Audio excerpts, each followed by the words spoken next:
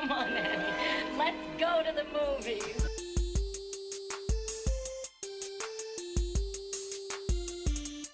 This is the Cinereelists, episode 526. My name is Kyle.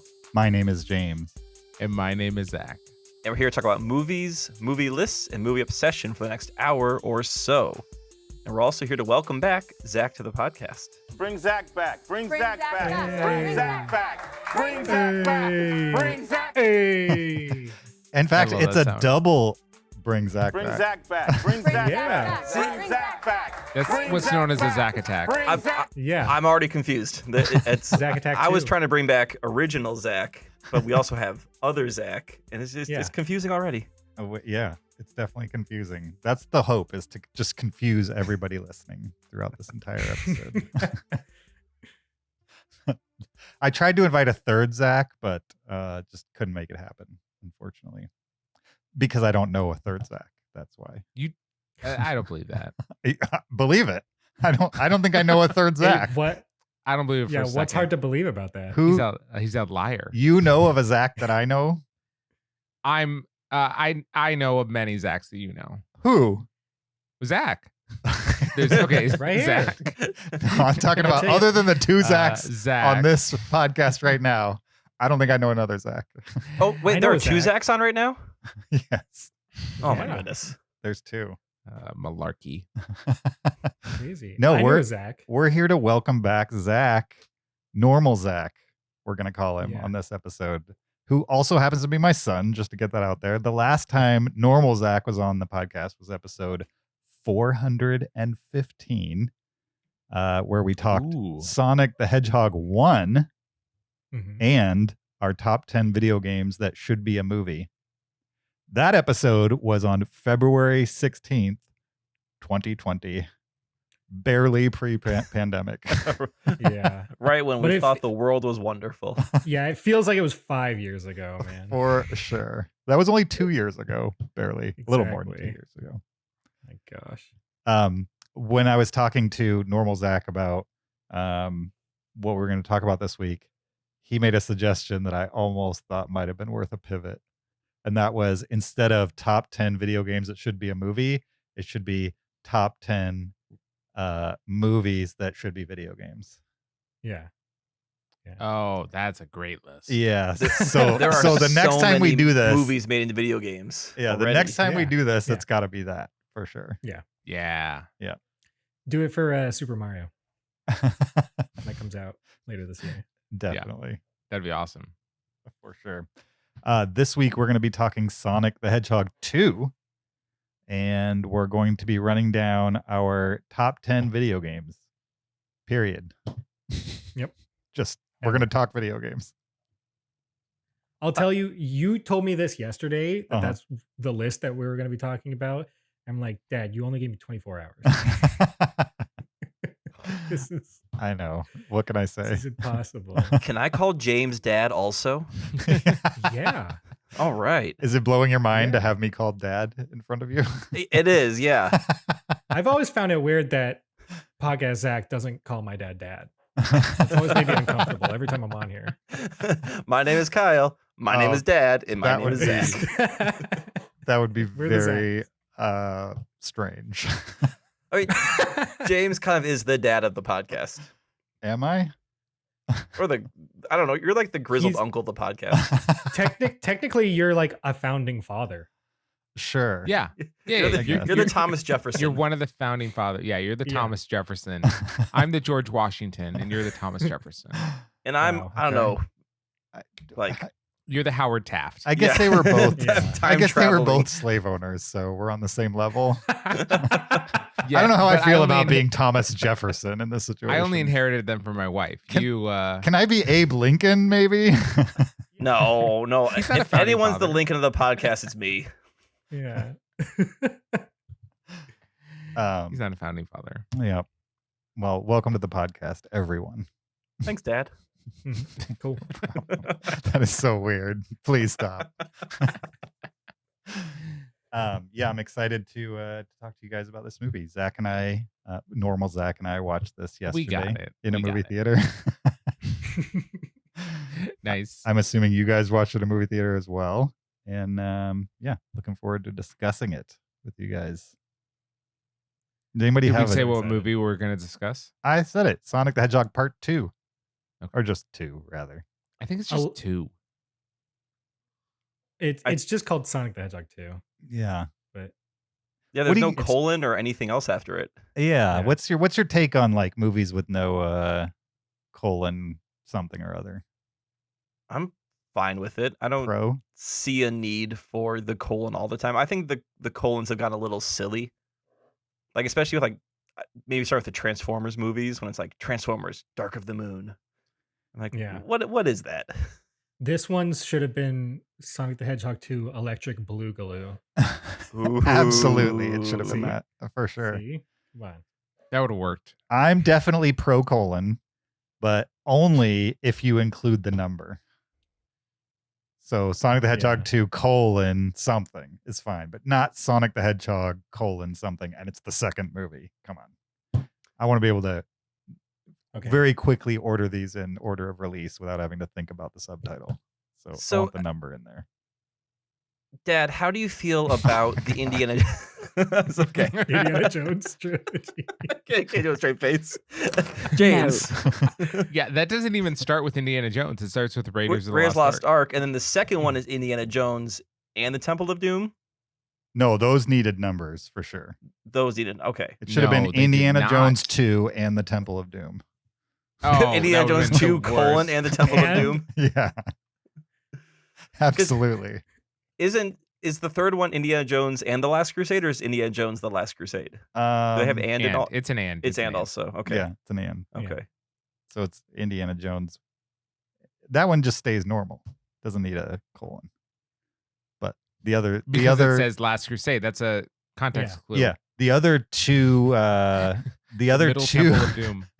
the other two Indiana Jones movies need a colon. Only the other two Indiana Jones movies though. Yeah. Does anybody have a check-in before we move on to housekeeping? No. Nah, All right. No. Let's No housekeep then. There's a video version of this podcast called Cinereelists on YouTube. Go to youtube.com, type Cinereelists, and listen to the podcast while you watch it right there. Actually, I should say, since Normal Zach is on the podcast, like many years ago, I asked him from the perspective of a young person, what could we be doing differently on the podcast that would increase the viewership? And the first thing he said is put it on YouTube. It took Yeah. us like 3 years after that conversation, but At we least you eventually did did it. We did Oh it my gosh. Well, for sure. he sure was wrong about that one. My son found out that our podcast is on YouTube, Uh-huh. and he was like, "Dad, are you on YouTube?" I'm like, "Yeah." He's like, "That's so cool." So Right? I'm very cool in my Right? 6-year-old's eyes because I'm on YouTube right now. Yeah. Yeah, no. I realize in like 4 or 5 years, maybe in 3 years, my coolness factor is going to shoot way down. But right now, I'm riding pretty high. For sure. Yeah, so check us out there. You can support the podcast on Patreon, patreon.com/Cinereelists. You can leave us an Apple podcast review, 5 stars only. We appreciate all of those. Or you can send us a listener email to heyguys@cinereelists.com, REEL with an S on the end. Let's jump into it, guys. Let's talk some Sonic the Hedgehog 2. We're going to get into it right after this clip. I don't know how you got back, but you made a big mistake coming here. Oh, contraire, mon frère. The mistake was thinking you'd won. I get it. I don't think you do. But you're about to. And so will that idiot sheriff and his wife. And your little dog, too!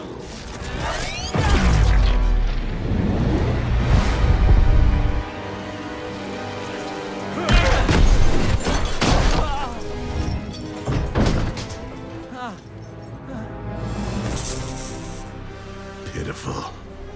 Who are you? Where are my manners? Sonic, meet Knuckles, my new BFFAE.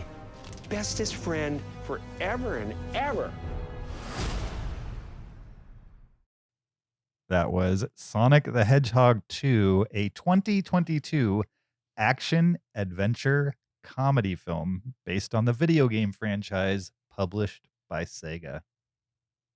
This movie was directed by Jeff Fowler, and it stars James Marsden, Ben Schwartz, Tika Sumpter, Natasha Rothwell, Adam Pally, Shamar Moore, Colleen O'Shaughnessy, Lee Majub, I think is how you say that, Idris Elba, and Jim Carrey, amongst others. Although that's pretty much the whole cast, I imagine. The official IMDb plot synopsis for Sonic the Hedgehog 2 is: when the maniac Dr. Robotnik returns to Earth with a new ally, Knuckles the Echidna, Sonic, and his new friend Tails is all that stands in their way. What did you guys think of Sonic the Hedgehog 2? So we invited Normal Zach on the podcast because he's our resident video game expert, resident I Sonic. guess. Yeah. Just anything video games, I guess. Yeah. Sure. He's Sure. he plays more video games than we do at this point in life, maybe is what we Yeah. should say. That's it. For sure. Arguably. Yeah. And Sonic is one of those few characters that somehow has stood the test of time, right? It's like been passed down generations. It's like the Mario. It's Mario, basically. Yeah. It's Sega's Mario. Right. Sega's Mario. Are they still making Sonic games? Yes. Yeah. For absolutely. is it like, because since Sega's not around anymore, is it like on any platform, or like is it just Sega's still around. They just don't make any games. I should say, content sorry, anymore. Sega consoles software. aren't around. Yeah. They still make like games and stuff. It's mostly Sonic. They Okay. still make other properties every now and then, but I mean, The they just vast released a Sonic majority game, is earlier Sonic, this though. year. Yeah, absolutely. I can't even Well, think of this- the last non-Sonic Sega game. They still make Super Monkey Ball games. Those are Sega. Okay. Like they still release those on a fairly regular basis, but like Mhm. stuff like Space Channel 5, was it Golden Axe, Mhm. Samba de Amigo, they kind of drop those IPs. I Sure. still own them, but you know. Those are fun games too. I don't know what their deal is, Right?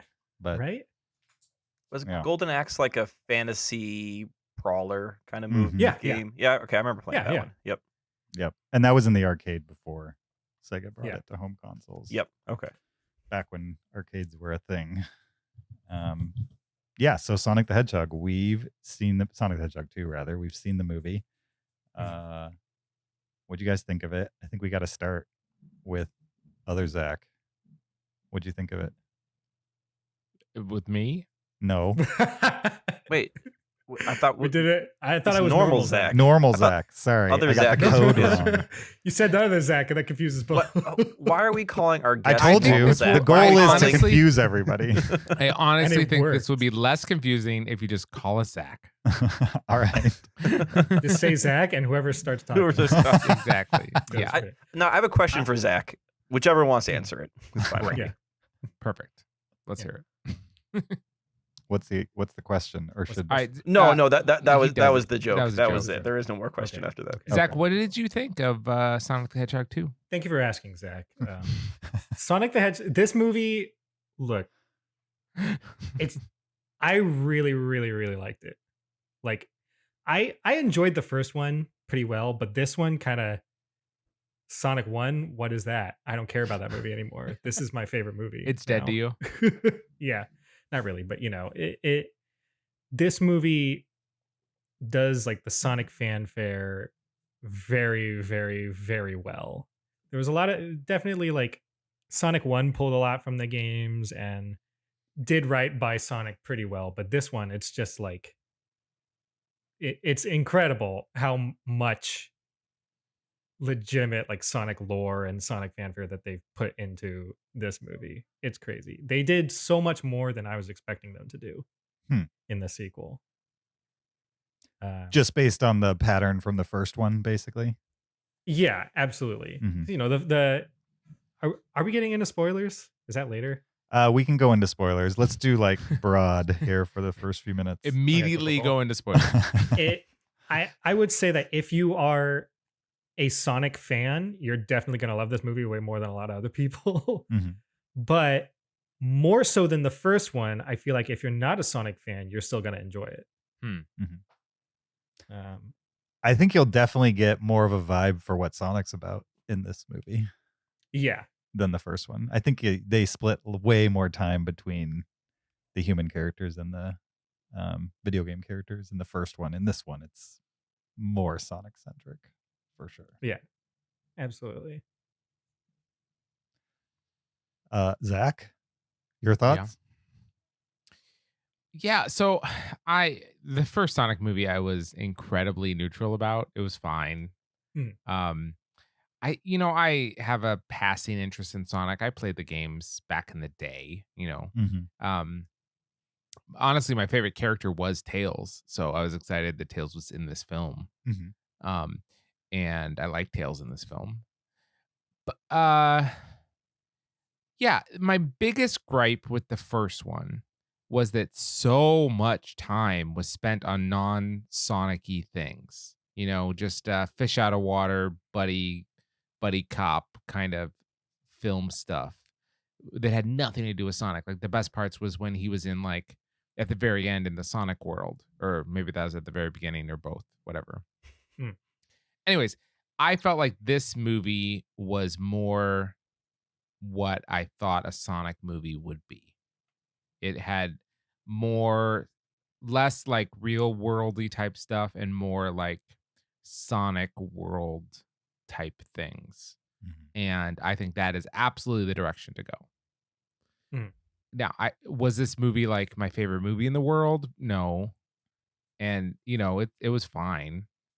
I didn't love it, but it wasn't offensive.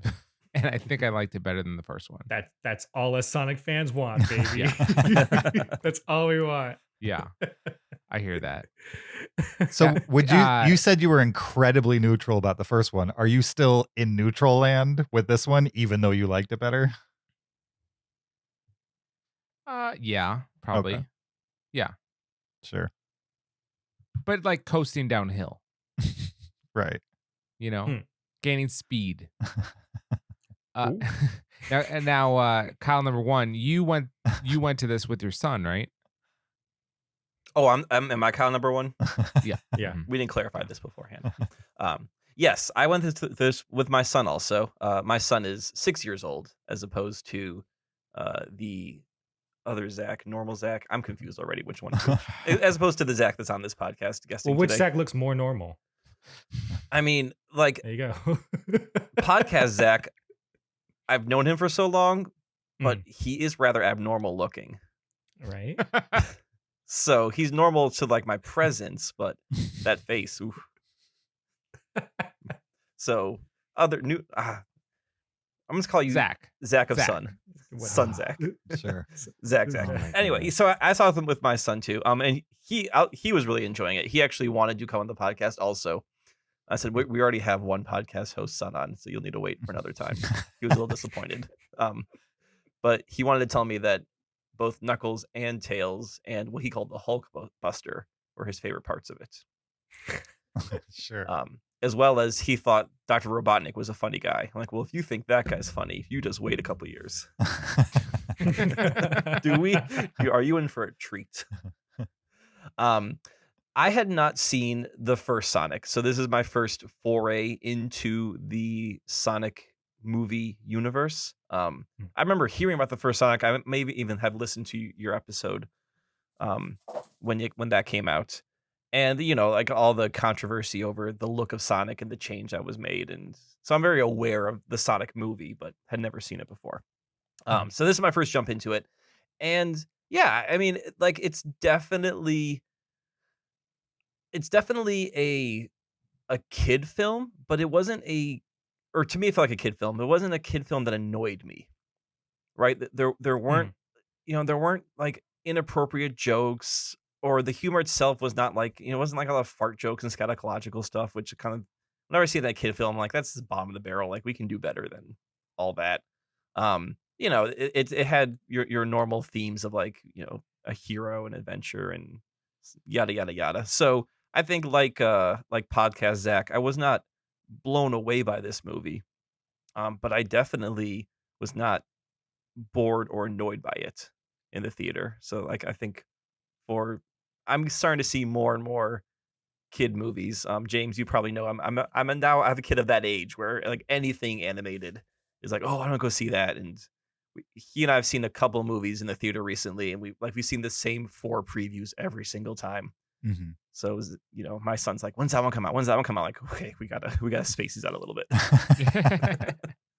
um, I have not seen Jim Carrey in a movie in a long time, and he was definitely my favorite part of this whole thing. I thought his energy was perfect for this universe. And then also to kind of go off what Zach said, I was more engaged when it was the Sonic and the other characters on the screen versus the humans doing their human stuff, like the wedding, whatever, didn't care. But Yeah. once Sonic and his friends and Robotnik were on screen, then I thought it was much more interesting. Dad? Yeah, I generally agree with everything you guys are saying. I thought it was a lot better than the first one just because there was a lot less James Marsden and what was going on with him. Like you didn't have to tell any story with him basically.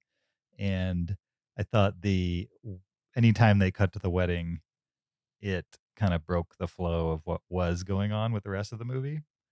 And it seemed to be the only part that really linked to the first movie too. Like you could have Yeah. very easily like cut out all the human stuff and made this like a Sonic the Hedgehog reboot movie, and it wouldn't have.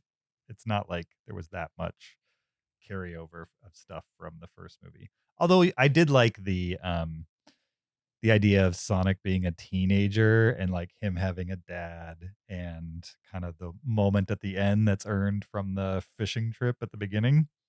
Mm. I thought that gave it a nice little emotional hook at the end that might not have been there had they completely cut those characters out of this movie.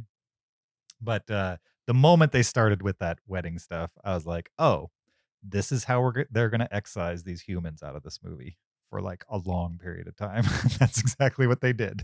So they gave us like a solid 45 minutes where you barely saw those people because they were off in Hawaii at a wedding.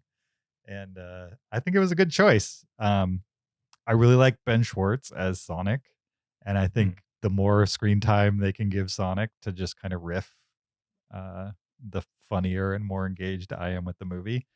And I also think if Jim Carrey just makes these movies the rest of his career, Yeah. I'd be fine with it because I think this is like it gives him the opportunity to just go nuts and have um no reason to hold back at all. Like there's no storyline reason why he can't just go nuts and say whatever and have crazy things happen and Yeah. twiddle his mustache and just be insane. And that's the best kind of Jim Carrey, really. It seems to also be the only thing he wants to do these days. You know what I mean? Right. I can't imagine that if he wanted to be in indie movies and make another run at an Oscar that he couldn't find one if he was actually interested in that. But he's not doing it, so I'm assuming he's just not interested in it, and that's fine. But yeah, I think overall I enjoyed it more than the first one. But I probably land in the same camp as 2 of 3 of us that Yeah. wasn't my favorite movie, but I've seen far worse. Like I've seen I'll the say- I've seen the Smurf movies. Oh god. And those are like just almost impossible to get through. And Vastly inferior blue CGI character. for sure. And this is definitely not that. Yeah. Have you seen the Boss Baby movies yet? Yeah, I mean I've seen the first Boss Baby movie and Okay. I didn't dislike it. Okay. Oh wow. Wow. While we're on the topic of Jim Carrey, Mhm. I really liked his look for this movie. Mhm. And then I was looking at pictures of him in the first movie, and I didn't realize that, like, they change his look so much, and that this movie he looks much more like how I remember Dr. Robotnik looking in the video Oh games yeah. way back in the day versus how he looked in the first one. The first movie serves as more of an origin story for like Sonic and Robotnik. Okay. Exactly. So like at you see that version of Eggman at the very end of Sonic 1, and that's supposed to, get you hyped for the sequel. Oh, he looks like Oh. Eggman, and now he's completely bonkers, like actual Eggman from the video games. Yeah. And I would say that like Jim Carrey in the first Sonic, it felt like it was just Jim Carrey on screen, which is good. I love Jim Carrey. This movie, it actually felt like Robotnik. Like I still saw Jim Carrey, but I also saw Robotnik and not just Jim Carrey having it up on screen. And I Mhm. think it mostly has to do with his look. And shoot, they have so much more like better imagery referencing like the Sonic games and stuff. Mhm. Like the little like white hover pod that he's in, Mhm. like halfway Yeah. through the movie, he starts sitting in this like little hover pod. That is called the Eggmobile, and that's the thing that Eggman rides around in all the games. It looks pretty close to the actual Eggmobile. In the first movie, it was like he was riding around in like a fighter jet. Right. And everyone was like, Oh, really? why? yeah, exactly. And now he's like 100% Eggman from the games now. Mhm. Was this movie more fantastical than the first one? Like, was the first one trying to be rooted in the real world, and this one they said, let's just make it look like a video game? I'd say so. Okay. I think they probably got all the feedback that the average person gave Yeah. them, which was less people, more game. Yeah. Absolutely.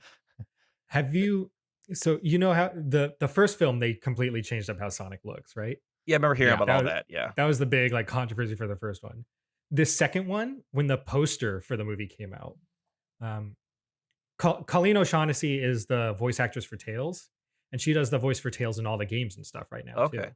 She's the only like voice reprising her role from the games for a character in the movies. And when the poster came out, her name wasn't on the poster.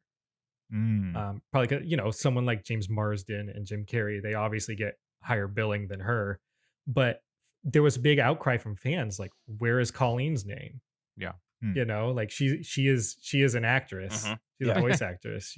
And they actually updated the poster and put her name up there along with Lee Majdu, who did Agent Stone Hmm. in the movie.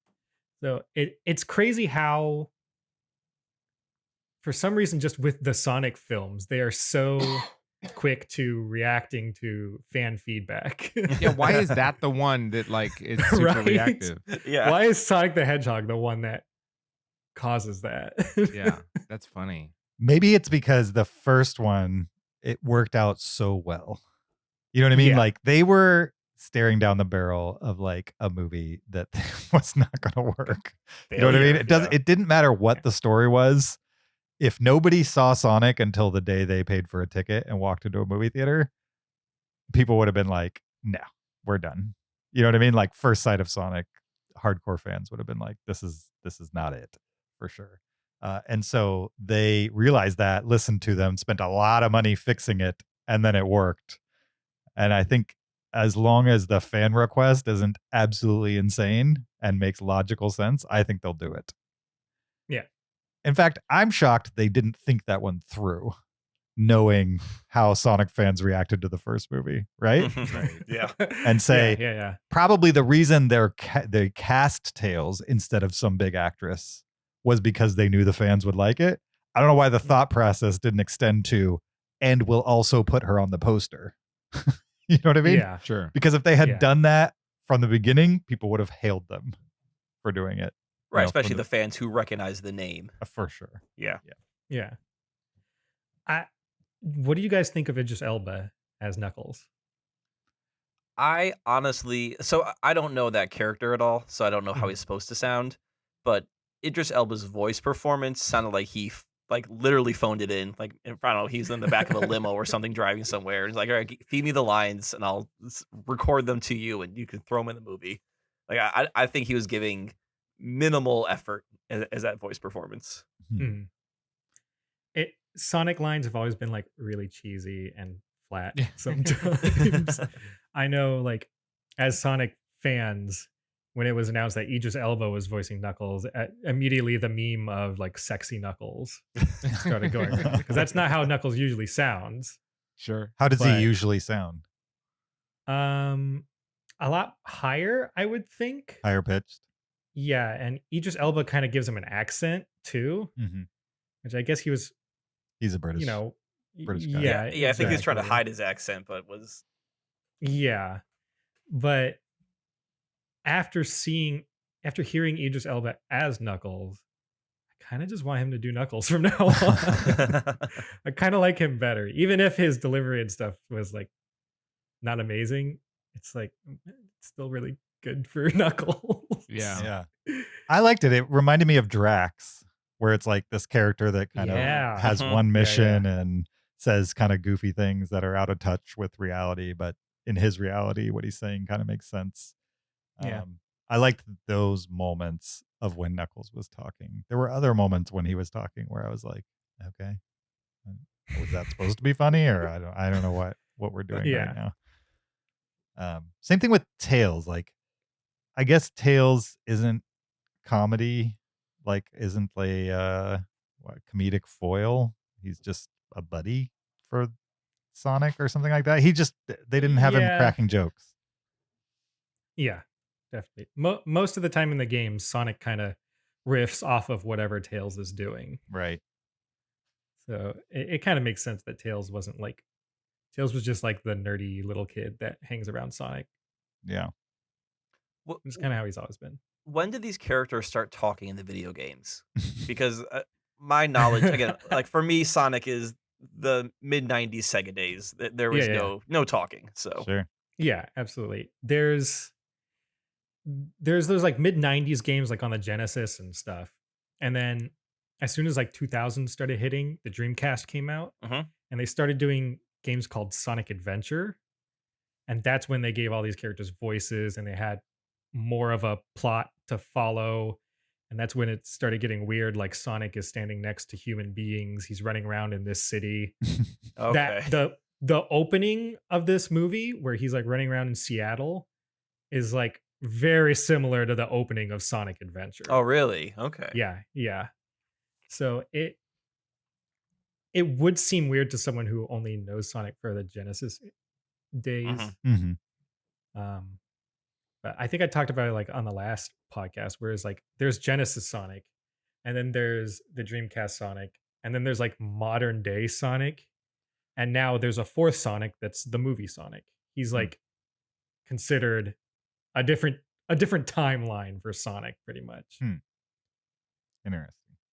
Yeah. I really should have re-listened to the Sonic podcast episode before this today. Sure. It goes deep, man. Sonic Yeah, goes deep. apparently I didn't realize what I was missing out on here. Anything else before we go into spoilers? I still believe that the credit sequence is better than the movie. Yes, I agree. That was my favorite part of was the really whole good. movie. I kind of was wish the credits. whole It was movie really was cool. told in like 8-bit graphics. Yeah. That'd be My awesome. my son's Well, totally into like 16-bit. pixels and 8-bit graphics like that, and when those credits started, he shouted like, "That's 8-bit!" Like he was so excited for that. Aw. I didn't tell him it was 16-bit, but you know, Sure. like Don't- get it right. Zach, what I would love to hear from you is what were your favorite fan references or things that popped up in the film? You want to talk about like deep cuts? Because there's Yeah, quite there's a good chunk of them. Is that Especially the spoiler ones stuff? I would have missed. Is that Yeah. spoiler stuff though? for, Would we like, consider that Sonic spoiler fans? stuff? I thought Okay. we're moving into spoilers. Okay. I Yeah. think Okay. so. Well, let's Okay. officially move into spoilers. It's We'll- spoiler time. We'll do Can like we letterbox 5-10 first? minutes. So fast forward. If yeah. you don't want to listen to this, but we're going to talk spoilers for Sonic the Hedgehog 2. And I guess we should give star ratings before we do that. Yeah. So yeah. letterbox style star ratings. What do you guys think of Sonic the Hedgehog 2? I give it a 3.5. Nice. Zach? I give it a 4.5. I really like it. Zach? Nice. Kyle?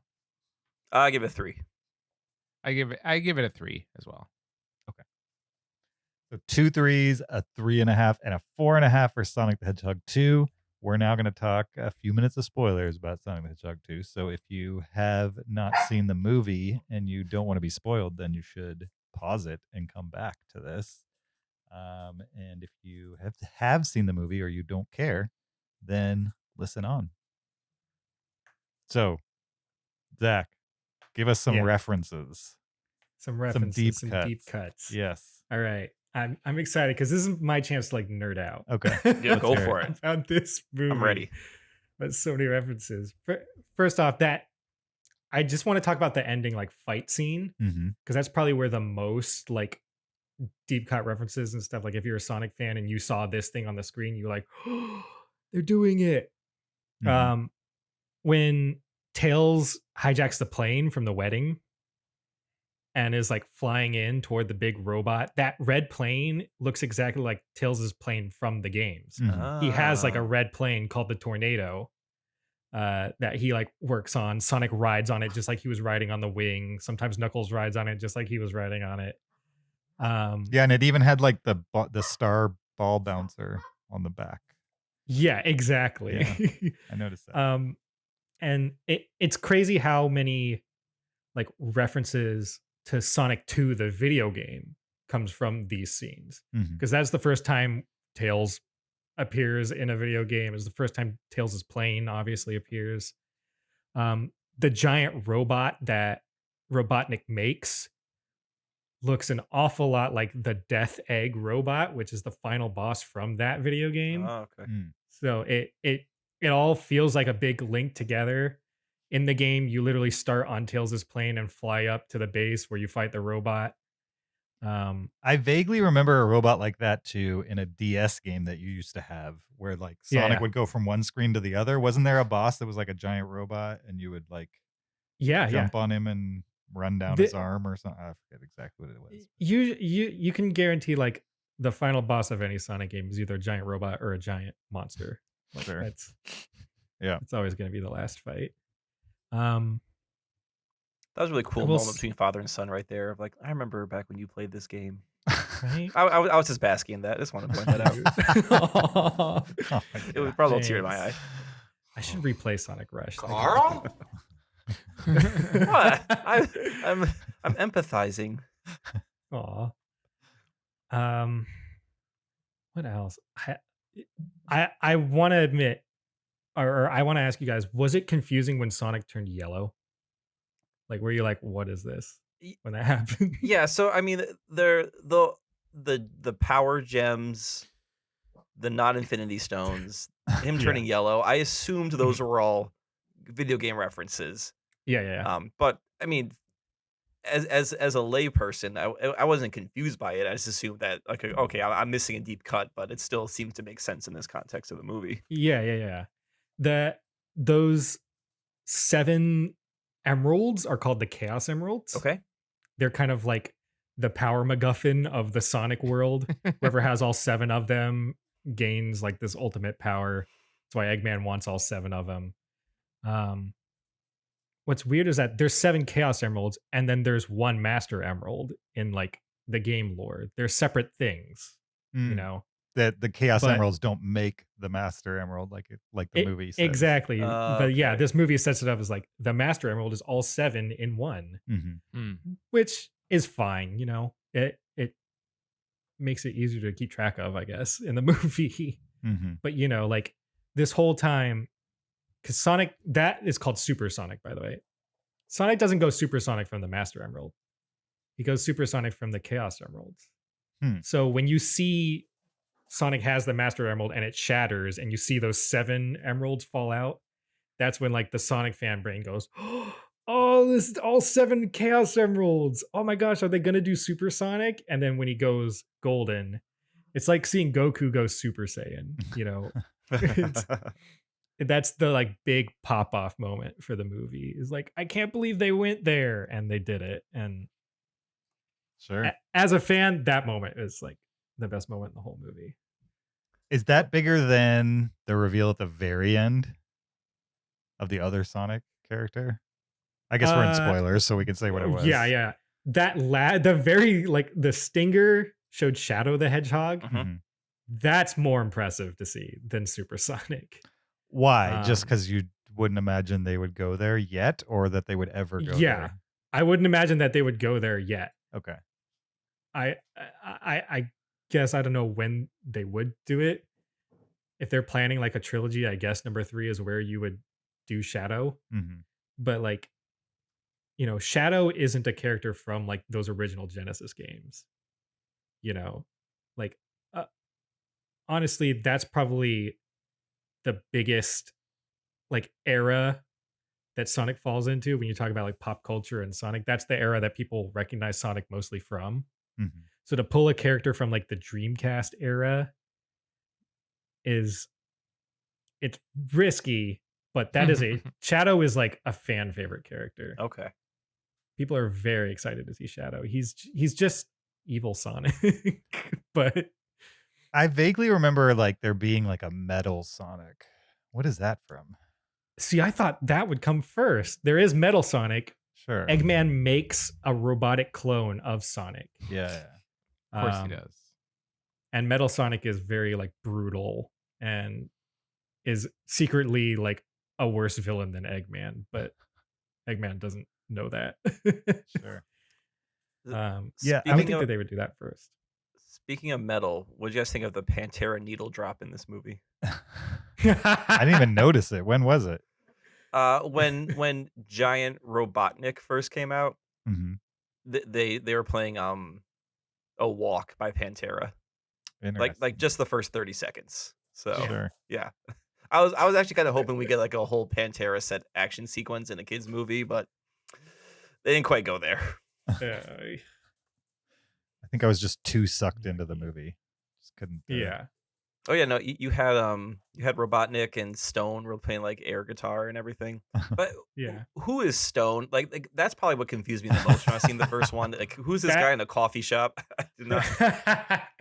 Stone is an agent that like the military kind of just hired to follow Eggman around. Okay. Because the military in the first movie, the military hires Eggman to catch Sonic. So they sent this Agent Stone with him. But I guess Agent Stone just likes being Eggman's lackey. Like it's indoctrinated or something. Okay. Yeah. All right. Yeah, exactly. Yeah, in It's the funny you bring first up- movie, the government and Robotnik are like working together. Yeah. In the first one. In the first Yeah. movie. Okay. Yeah. Okay.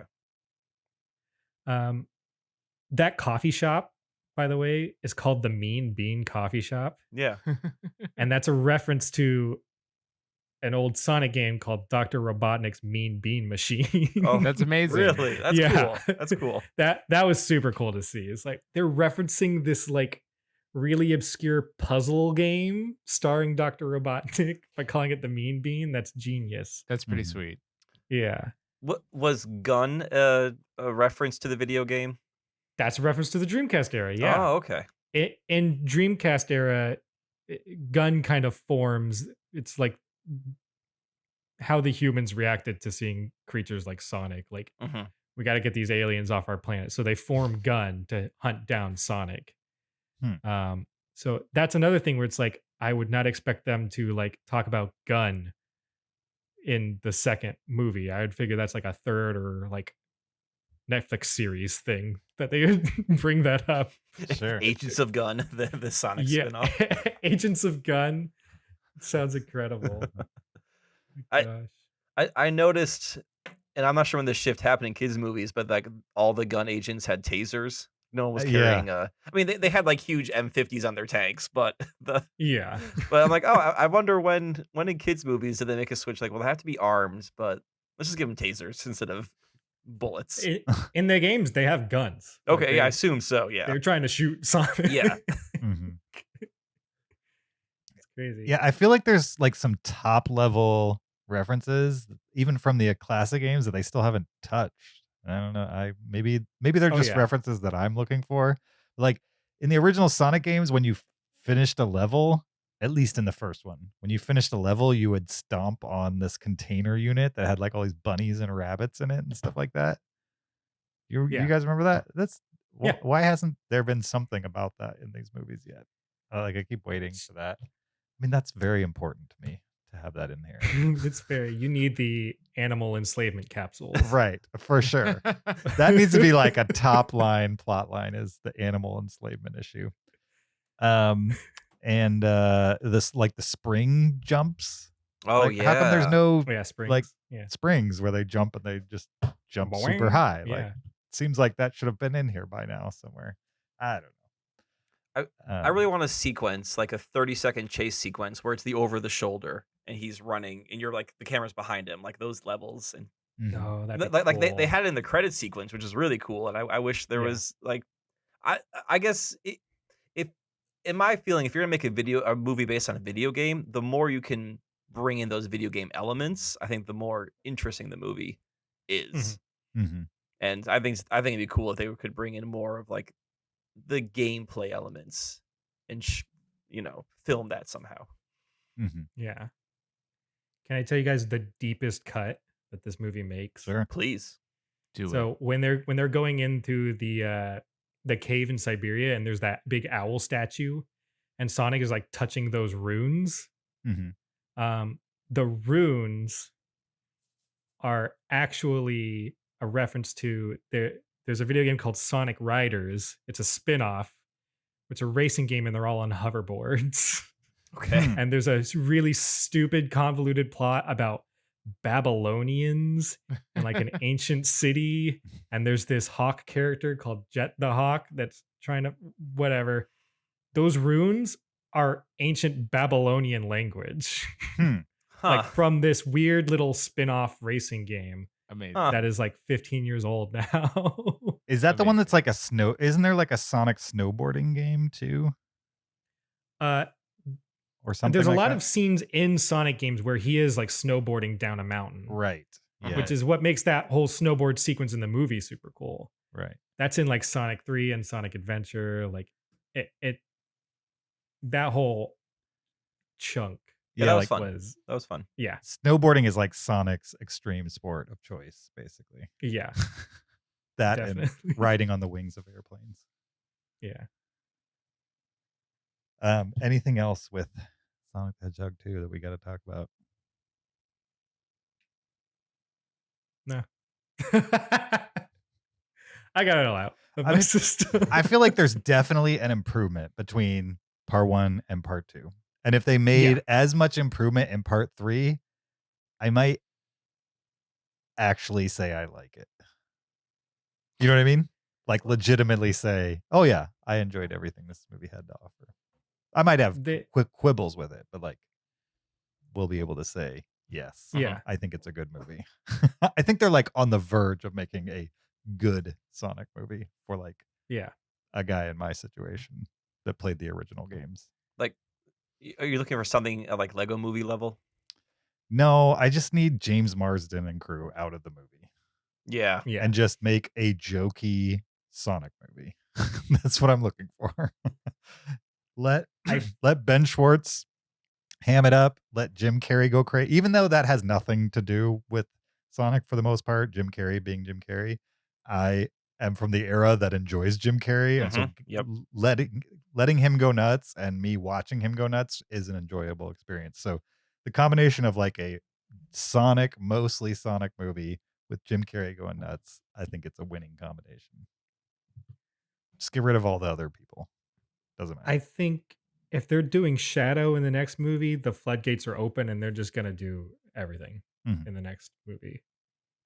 Like there's still like a ton of other Sonic characters that they could bring into the fold, and if they're bringing Shadow into the next movie, then yeah, they can literally watch the next movie. There's gonna be like 12 CGI characters. They've said they want to make a cinematic universe. And Sure. Paramount has even confirmed a Knuckles show. Oh, really? Wow. So, they're going in. Did there used to be like a cartoon in the 90s? I feel like I watched a cartoon. in the There's been 90s. There was two multiple cartoons in the cartoons. 90s. Yeah, there had to Yeah. have been. Yeah. There's a I Netflix watched, show, right? Right now? Or something like that? No, No? not right now. Hmm. But there was an anime in like in the 2000s that I liked. Yeah. Zach, in 1993, there was Sonic the Hedgehog, the TV show, the Okay. cartoon. I probably watched that. Jaleel White was Sonic in that.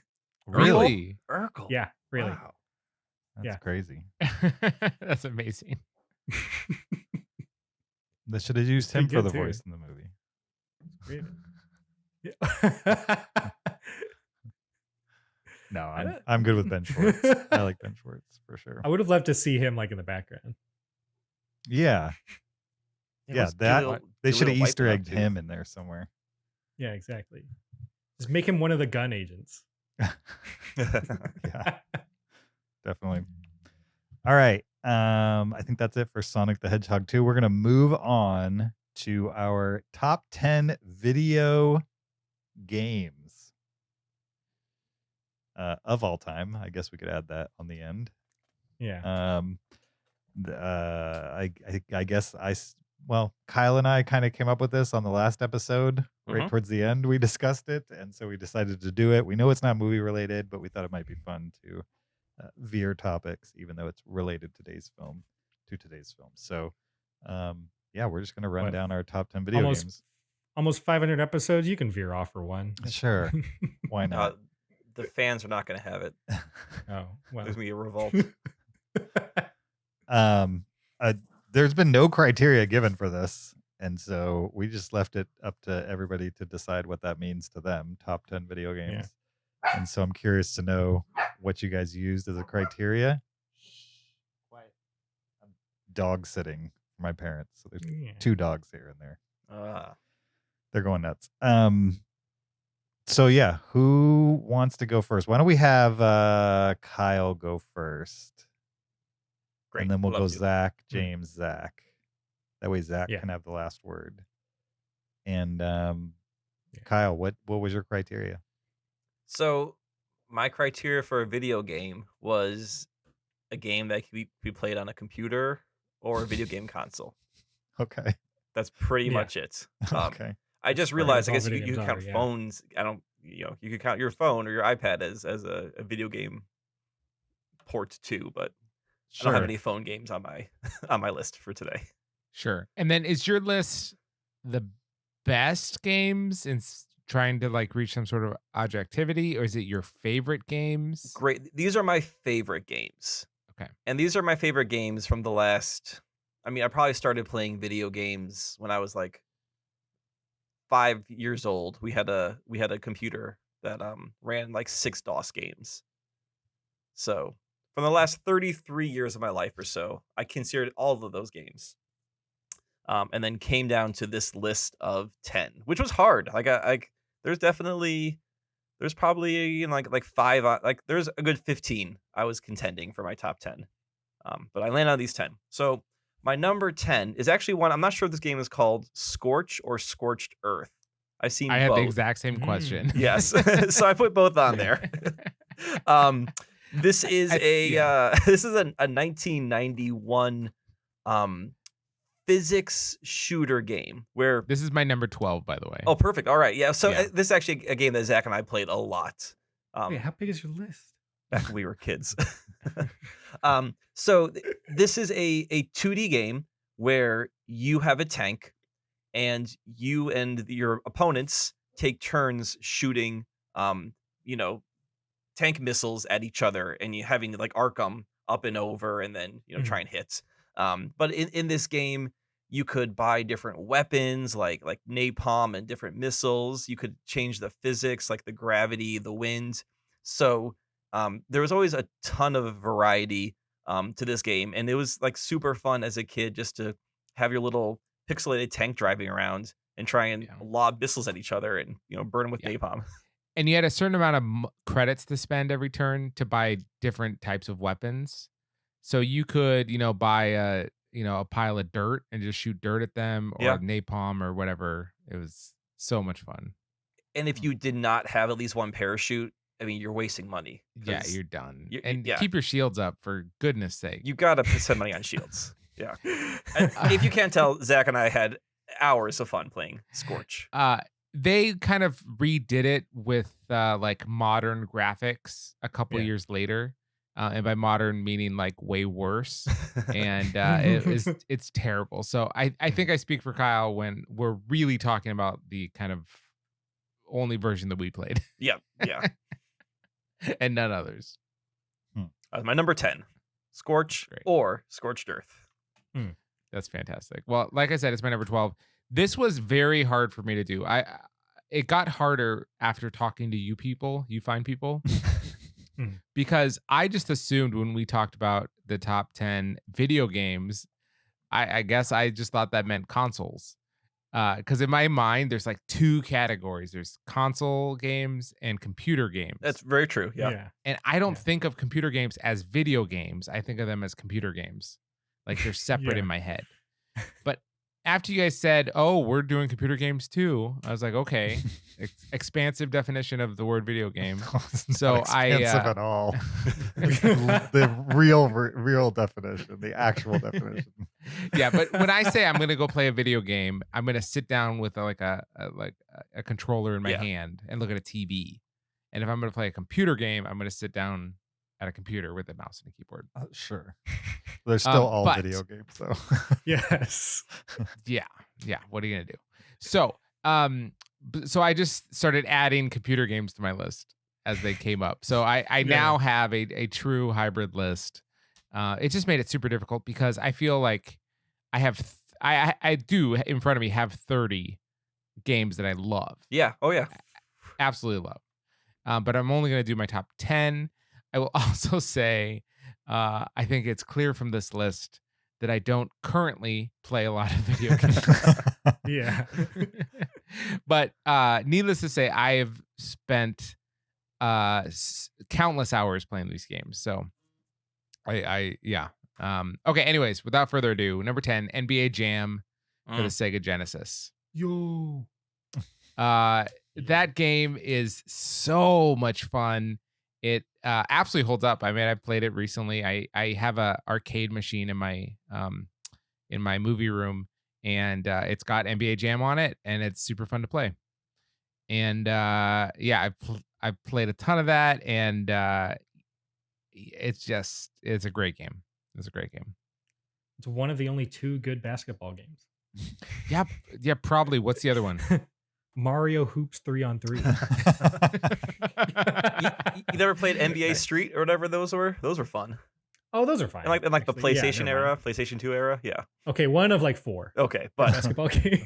But yeah, like your normal 5-on-5 NBA basketball games are no good. They're super generic. Yeah, man. yeah. NBA Jam's Just watch good basketball, choice. man. Or go play it like in real life. Sure. Yeah.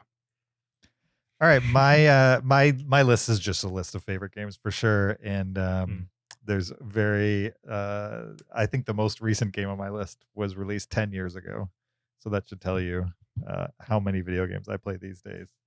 But yeah, my number 10 is Alan Wake, which has come up on this podcast before, like maybe when we talked about something. I don't remember why it's come up, but probably video games to make into a movie. Probably, yeah. I love Alan Wake, the video game. It's released on Xbox 360. I played through it like 2 or 3 times over the course of owning it, which is rare for me to play a video game more than once.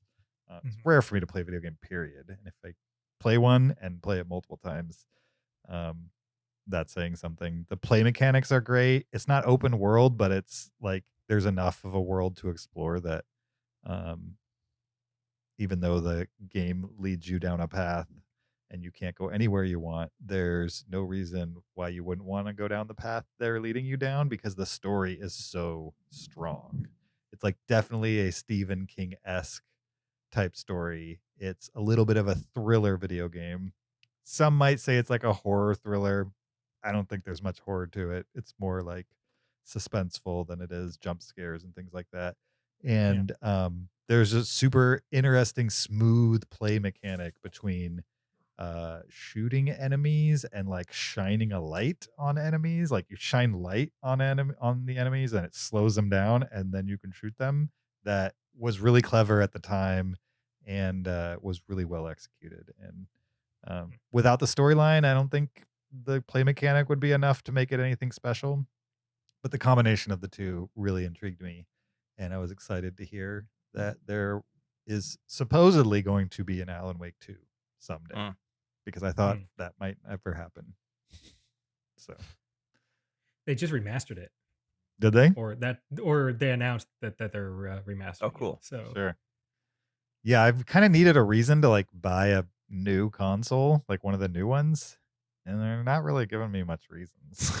So I'm kind of waiting for like honest for a yeah. GTA or an Alan Wake or something that's like, okay, now I'll spend $400 just to play one game. You know what I mean? Well, like, exactly. The studio that made Alan Wake has made 2 other good games for the most recent gen of consoles. One's Quantum Break, which is there's like a time travel mechanic to it that you use to fight enemies, and the storyline is has a kind of a time travel thing going on. And the other one's called Control, where you almost have like telekinetic powers. You can move objects, but there's also this kind of weird like pseudo government entity interdimensional thing going on. Like they definitely keep that strange storytelling and interesting game mechanics going with these more recent games. Yeah. Interesting. I've heard of Control, but I hadn't heard of the other one. Yeah. Quantum Break is a lot of fun. It has like a big cast. They actually have live action sequences between the chapters, like 20-minute TV episodes with actors you would recognize. 20-minute TV episodes between. Yeah, there's like 5 chapters, and each chapter brutal. has like a 20-minute. No, they're interesting because it fills in the story for you. Yeah. Are they skippable scenes? I would You're gonna assume skip 20 minutes of dialogue. But I'm it's just also saying that's a long 20 time. minutes of plots. They're well made. It's not like watching some cheesy cutscene. It's like watching a TV show, like a well produced TV show. All right, I'll trust you on that. With actors you'd recognize, like name actors. Oh, really? Yeah, like Aidan Gillen and who's the guy who don't recognize that name? Littlefinger from Game of Thrones. Right. Yeah. I do recognize that name now. Yeah. Zach? Cool. Well, for my list, I put a restriction on me where I could only put one game per game series on my list. Okay. Because otherwise half the list would be like Pokemon and the other half would be like Mario. Yeah, smart. Yeah. Yeah, so I limited myself one game per series on this list, and it's 10 of my favorite games. These aren't the best games, but they are my favorites. Number 10, it's Mario and Luigi Bowser's Inside Story. This game was on the DS, which is that handheld that had 2 screens on it.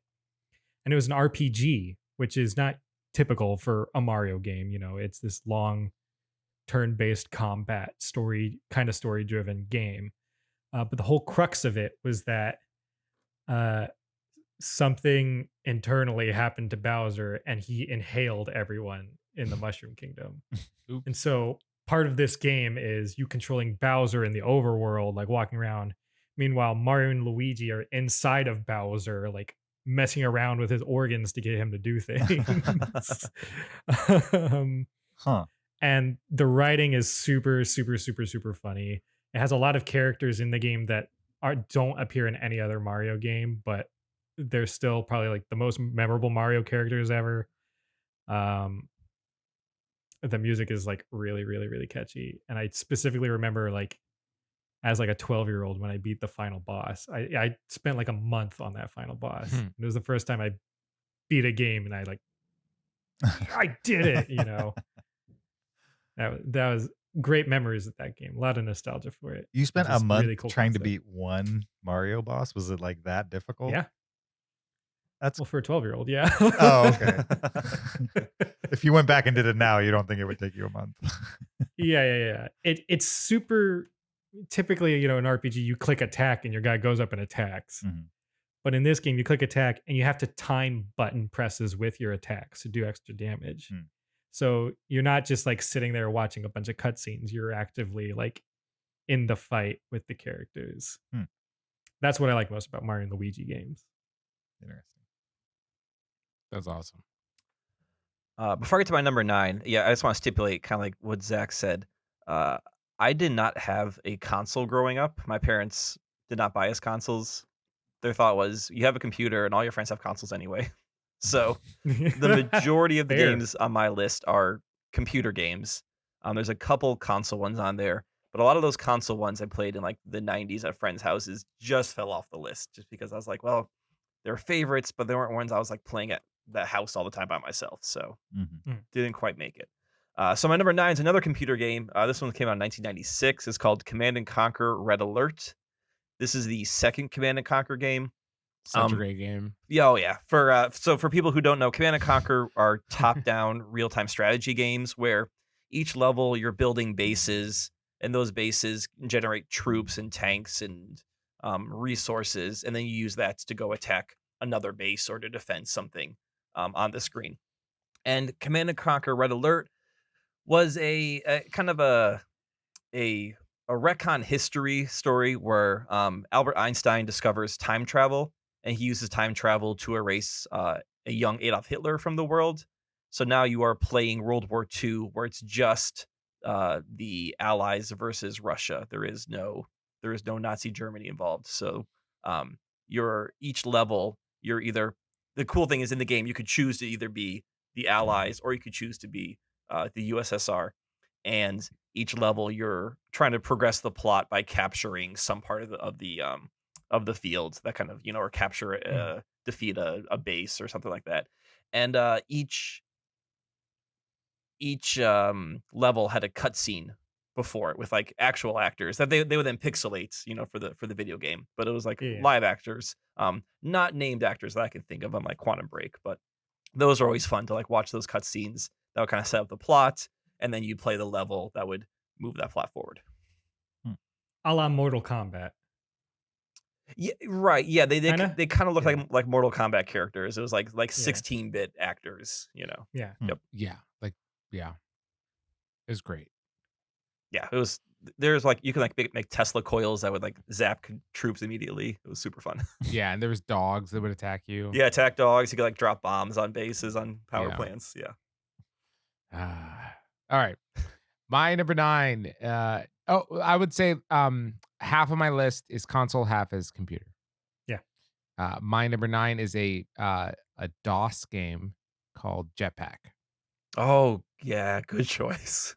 Love Jetpack. Never heard of it. Goodness. That's You shaking never heard his of head. Jetpack? No. Oh, James, we're gonna have a Jetpack party one day. Sounds like the most You brought this generic up game last ever. time. No, it's not like adventure. Yeah, I talked about this last time. Yeah. Jetpack is a game where you are a guy with a jetpack and a laser, and you basically have to pass levels. Mostly there's by solving the puzzle without getting killed by various bad guys that are kind of chasing you. And your laser can shoot through some materials, but not others. And so you're kind of limited about where you can go. And you also have fuel you have to worry about. Otherwise, your jetpack will run out.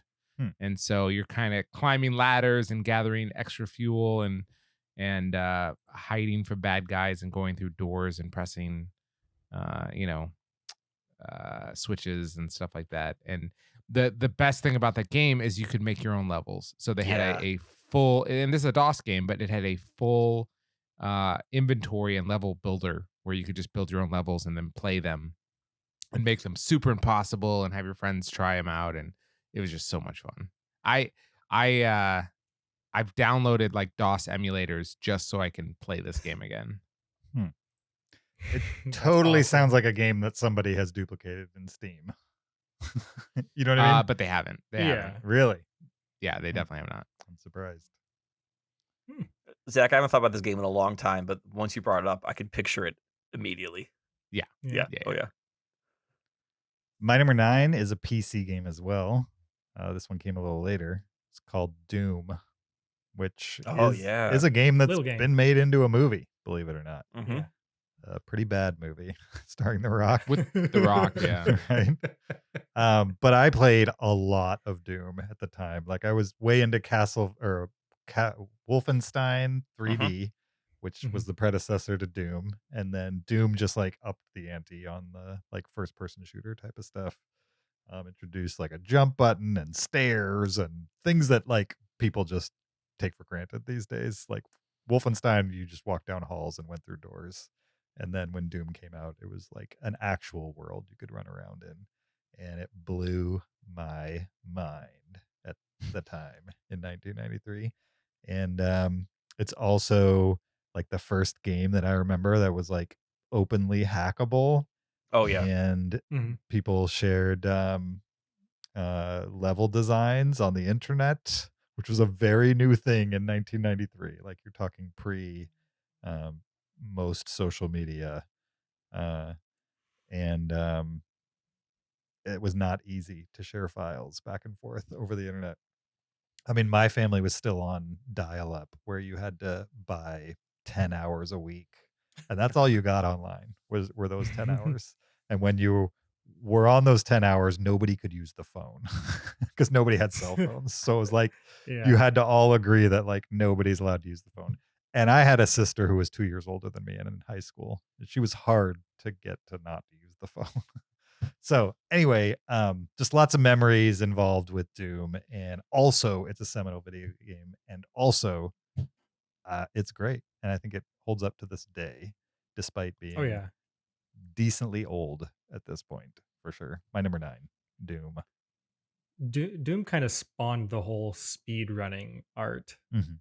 of like completing a game as quickly as possible and then uploading your recording online Hmm. and trying to see who could get the world record. There are people today that still try to speed run Doom, Oh, sure. Yeah. and every now and then the record's still like beaten. The other thing people do with Doom is they try to put it in weird places. So Yeah. there's actually like the craziest thing I've ever seen Doom run on is a pregnancy test. Oh, I've seen that. Yeah. Like somebody took the Doom code and shrunk it so tiny that they could load it onto a pregnancy test, and then like the little digital readout screen on the pregnancy test would actually have Doom, and based on tapping the button on the test, you could get it to move like left, right, forward, back, and shoot. It's wild for sure. But I I work for a healthcare company, and we make monitoring devices with like a comm wheel and buttons on it. mhm. And I really Mhm. want to find a way to like get a developer build of our software, get Doom on there, and then you can use this like the comm wheel and the but in the in the hard keys on the monitoring device to play Doom. Sure. That's awesome. Well, my number 9 is a game called Psychonauts 2. Um, Psychonauts as a game series is about this world where there are these agents called Psychonauts, and basically they have these doors that they can attach to the back of people's heads, and that they can go inside your mind, and they enter this world inside your mind, and they can tinker with it and mess with it and change you as a person on the outside. Are they evil people? No, Well, they're it sounds meant as evil. they're meant good. They're meant as good people, but That sounds pretty bad. there are bad people that are use this power for bad. What That's do the why the good people use Psychonauts it was for? formed. What? What do the good people use it for? It's like Morpheus. He's To- a good To person using fix that power. like mental illnesses. Oh, okay. Yeah. So like, for example, in Psychonauts 2, I choose 2 because it just very recently came out, and it's really, really much better than the first one. But they're both really good. The writing is super funny. The art style reminds me a lot of like Tim Burton. It's animated super well. It's a 3D platformer like Mario 64, but it's super tight controls, and it's very, very fun to play it. And it's super creative in that all of the levels take place inside of people's minds. So you're not going through like, here's the grass world, here's the ice world, here's the desert world. It's like, no, this guy's mind looks like a Beatles album cover. And the whole world is like super colorful, and the music is trippy rock, and the voice cast for the game is really, really good. Richard Horvitz voices the main character, and you got people like Jack Black. It's shoot, even Steve Bloom voices a character. It's the game is super, super funny, very creative, and the story is really, really good. And it is cool to like, notice someone having trouble feeling under pressure a lot, and they literally can't move because they're like, I can't do anything because I'm just going to mess it up. And you go inside his mind, and the whole level plays like a cooking reality show where you're pushed against the clock, against time. You really feel the pressure that this person is going through the guise of this cooking show. And the whole game is just beat for beat for beat. It's truly incredible, and it only Hmm. came out like last year. Nice. Cool. Psychonauts 2. Nice. Psychonauts has been around for a while though, so there was like a big gap between 1 and 2. 16 years. 16 years. That's Yeah. crazy. And it's one of the only times where I can say it was kind of worth the wait. Wow, yeah. Sure. It's that good. It's that amazing. Interesting. What I like about this list, I think it'd be interesting, is that 3 of us kind of grew up in the same era of video games. We might have different Mhm. favorites, but a lot of us be like, oh yeah, yeah. And then normal Zach, just because you came up with a different era of video games, you have probably a completely different list than us. And I think that's awesome because Yeah. I'm here about games like I've kind of heard about but have never played, and to hear you talk about that, Yeah. that's really cool. All right, my number 8 is another PC game from 1995, and this is called Descent. And Descent is an awesome game. This is a 3D world, I guess, spaceship adventure game where you are in a spaceship and you are tasked to fly around these like caves and bases where a bunch of robots have been hacked and are attacking you. You have to shoot them. But the cool thing about it is you're first person in your ship, and you have all 360 degrees of motion to move. So you can spin, you can tilt, you go left, right, be upside down. So there is no up or down in the game. You can totally tilt and move around and go through these different tunnels and strafe through them. As you go, your ship gets more and more powerful lasers on it. Obviously, the bad guys get harder. This is a game that I had to buy a joystick for my PC because like playing with a keyboard and mouse was just way too hard. So like I needed that joystick for that control. It was the first game where I had to go on the internet to look up a hints because I was stuck on a level. Like I couldn't. There's like I think it's like 30 levels, and there was a big boss at like level 15, and I could not beat this big boss at level 15. And like I was frustrated, and I remember talking to my dad. And my dad's like, "Well, we have the internet now. Like, go Lycos it." Lycos. Go ask Jeeves. Yeah, exactly. Go ask Jeeves how to beat this. So I remember like, going on there, and there was people who were like at this time it was like uploaded Word docs of like strategy for Descent, and I had to go read, okay, that's how you defeat that guy. Yeah. We also installed it on our computers at school in the computer lab because, early computer labs, there's no control over what could be done on them. So we used to have LAN parties at school where we played Descent.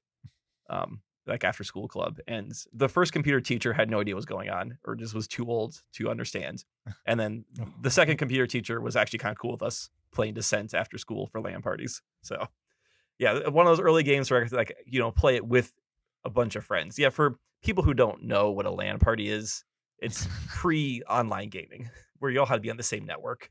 You all had to get your computers in the same spot, basically. Exactly. Yeah. Exactly. Yeah. Yep. And computers were huge. Right. Yeah. This was not grab your MacBook or your tablet. This was grab your monitor, grab your tower, grab your keyboard, grab your mouse. So thankfully, the computer lab at school, they were all there anyway. So you could just get the game on there and have fun. Kyle, if it makes you feel good, even today, even through middle and high school, I would bring flash drives with like Minecraft and Pokemon, and we would have LAN parties at my school too. Oh, awesome. Okay, so the LAN party like still video games exists to that way this day. too. That's great. I'm glad to hear exactly. that. I'm glad to hear that. On a flash drive. Yeah. Flash drive. What did they have? Like 2 megabytes on it? How big is that flash drive? That's big enough for Pokemon. Okay. All right, my number 8 is a PC game called SimCity 2000. Yes. This is my favorite SimCity iteration. I have logged countless hundreds of hours playing SimCity 2000. Just a great game, urban planning game. This one was special because you could build the like Argos at the end, which were like these self-contained cities within your city that you could build. And there was an editor. I guess I like game editors. Yeah. There was an editor where you could edit your own buildings and like change the design of them and like play with them in game. And it was just the coolest thing. And I really just enjoyed SimCity 2000 for sure.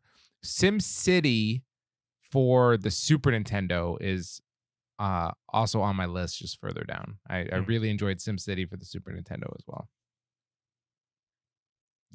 Cool. I played every SimCity But SimCity 2000 is my favorite. I'm pretty sure there's a website where you can play SimCity 2000 in your browser. Oh, I'm sure. Yeah, I wouldn't be surprised. Yeah, Have you played Cities Skyline? I have. Yeah. Okay, yeah. Yeah. It's good. My It number is good. My Yeah. number 8 is King's Quest 5. Absence makes the heart go yonder, King's Quest. Yeah. which is a PC game.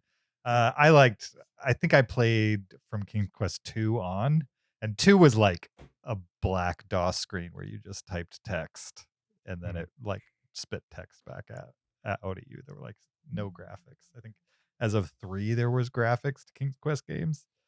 And by the time they got to 5, I think it came on CD-ROMs, but there still wasn't any voice acting, or maybe there was. I don't remember which one got the voice acting, but King's Quest games are like point and click adventure games where you just kind of move a character around, and your main guy is solving riddles and taking this item over to here to get this door to open, and it's pretty simple stuff, but at the time it was like super engrossing. And Sierra Games made that and made a bunch of other games that were just like top tier point and click that me and my friends ate up for sure. And the only reason I picked 5 is because it's the one that I like did every mission, every side mission. I played that game from one end to the other and wrung every bit out of it. I loved it, and that's why it's my number 8. Nice. My number 8 is a game called Undertale.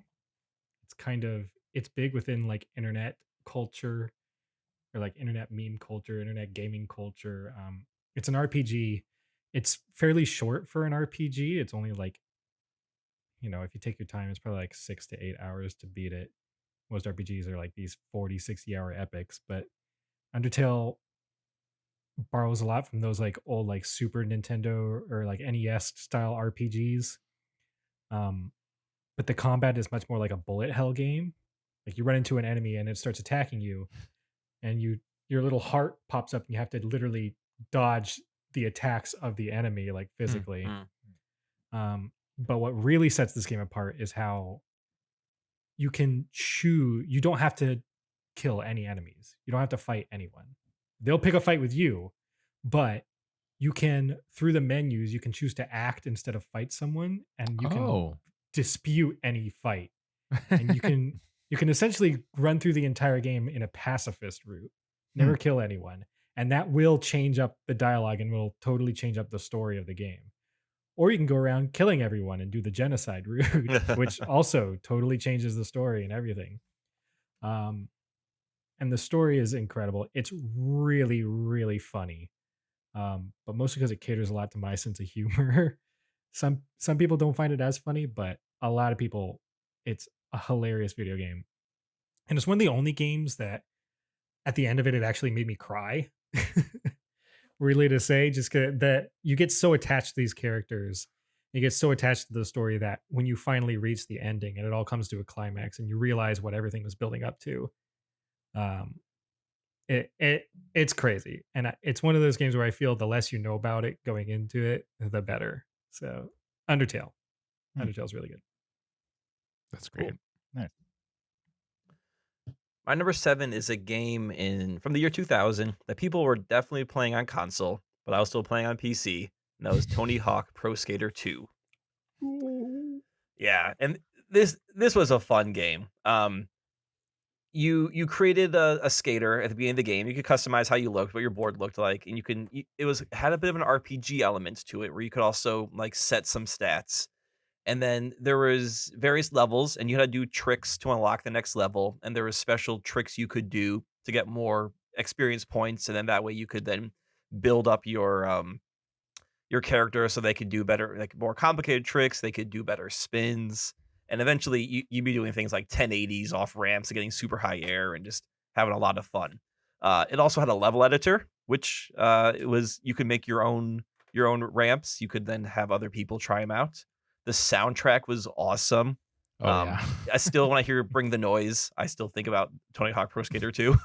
Yeah. Mhm. And Zach, you can help me out here. Did this also have like the runs where it was like you were going like down a steep hill and dodging obstacles for like 5 minutes? No, Or was that a different Tony Hawk game? that was a different one. Okay, all right. I wasn't sure if Pro Skater 2 had that or not, but maybe not. But definitely played a lot of this game. Zach, I remember you had this on Dreamcast, and I was terrible on it on a console, but awesome when we were playing on the computer. Yeah. So the my skills did not port from keyboards to controller. Yeah. Great choice. My number 7 is a Super Nintendo game called Pilot Wings. Yeah. And Yeah. I just love Pilot Wings so much. It's a game where you are training in different aeronautical vehicles or sports or whatever. So the first level, you can either fly a biplane and you have to land it on a runway, or you're parachuting and you have to land in a certain target area. If you pass that, you move on to the next flight school where you do both those, plus you have a jetpack that you have to land after you complete some tasks. And then if you pass that, you have the same 3 tasks, and then you have to do there's a hang glider in there somewhere too. Mhm. And then the final one, you're like an attack helicopter, and you actually have to run a mission where you are being shot at constantly from the ground by anti-aircraft missiles. And the flight instructors are constantly like yelling at you and making fun of you for being so terrible at what you're doing. And the game is just so much fun and simple, but like everything is so responsive. And the plane is very difficult, because like you could very easily crash, which felt realistic. But I played a ton of Pilot Wings. And then in high school, I was in a class about aerospace. It was for basically plane class. We flew a plane once a week. And when it came to like the class where we had to land a plane, absolutely the only reason I was able to do that was because I played Pilot Wings enough. And I just channeled my Super Nintendo Pilot Wings and landed safely. And I'm here today because of Pilot Wings. But such a fun game. I also have that on the arcade machine in my movie room. Nice. That's awesome. My number 7 is Rock Band 3, Mhm. which is a great game. A super unique game. Yeah. If you don't know, it's like one of these music games where you play fake toy instruments to notes in quotes, headed down a stream towards you, and you click the button on the toy, and you try to get in rhythm with the notes as they come down the screen. And it's a music-based game, and it's just super fun. And I was way into Guitar Hero, and when Rock Band kind of broke it out to a full band, I dove in even more. And my favorite version of it is on the Xbox 360, which I still have. It has like nearly 600 songs on it. Like, me and my friends for years would buy whatever the DLC was for the week. It didn't matter what it was, even if it was like something we didn't care about, we would buy it. It's like $1 a song, and they would release like 2 or 3 songs a week. And yeah, I was like, I'm not really a karaoke guy, but for some reason, give me a fake plastic instrument and I'm all about it, for sure. Mhm. I loved it. And pretty good on guitar, like expert. I can get through most songs Really on good. expert. But pretty much any other instrument, other than like bass. Like I remember trying to legitimately learn the keyboard, and I'm convinced that learning the keyboard in Rock Band 3 is as hard as learning an actual keyboard. You know what I mean? Yeah. And like learning drums on expert, you basically have to become a drummer Yeah, you're still drumming. to get that good Yeah. at it. Yeah. Whereas the guitar parts, you were learning like 10% of what an actual guitar player actually has to learn. Yeah. So probably the singing and the guitar is my favorite because they were the easiest for me, for sure. But I did enjoy learning the basics of drums and stuff like that with the game. And I still enjoy the game to this day. My number 7. Heck yeah. Heck yeah. You destroy at every family gathering. Yeah, I when I play still Rock okay. Band, I sing and play guitar at the same time. Yeah. And I Yeah. can expert both at the same Yeah. time. multi-talented James. I know. Exactly. Because like it got too easy. So I was like, I gotta do two of these parts. Yeah. All right. My number 7 is Kirby Planet Robobot. Kirby, for those who don't know who he is, he's a Nintendo character. He's a little pink puffball. And the gist of his gimmick is that he can inhale enemies. And then when he swallows them, he copies their abilities. So he gains their powers. It's a great power. Yeah. Incredible. Kirby's super cute. The games are very easy, but that doesn't mean they're not fun. They're just really fun. And Planet Robobot is the best in the series. Mostly because with every Kirby game, they also, like recently, they've been also like unveiling a gimmick for each game. It's kind of like, it's your typical Kirby game, but now he has this big inhale. Like, yeah, it's your typical Kirby game, but now it's 4-player. This is the first Kirby game where the gimmick actually felt like an extension of Kirby, and it felt earned because he gets a mech, like a mech suit. And the mech suit can also copy enemies' abilities. So it just feels like you're playing in this giant robot version of Kirby, and you feel super powered up when you're in it.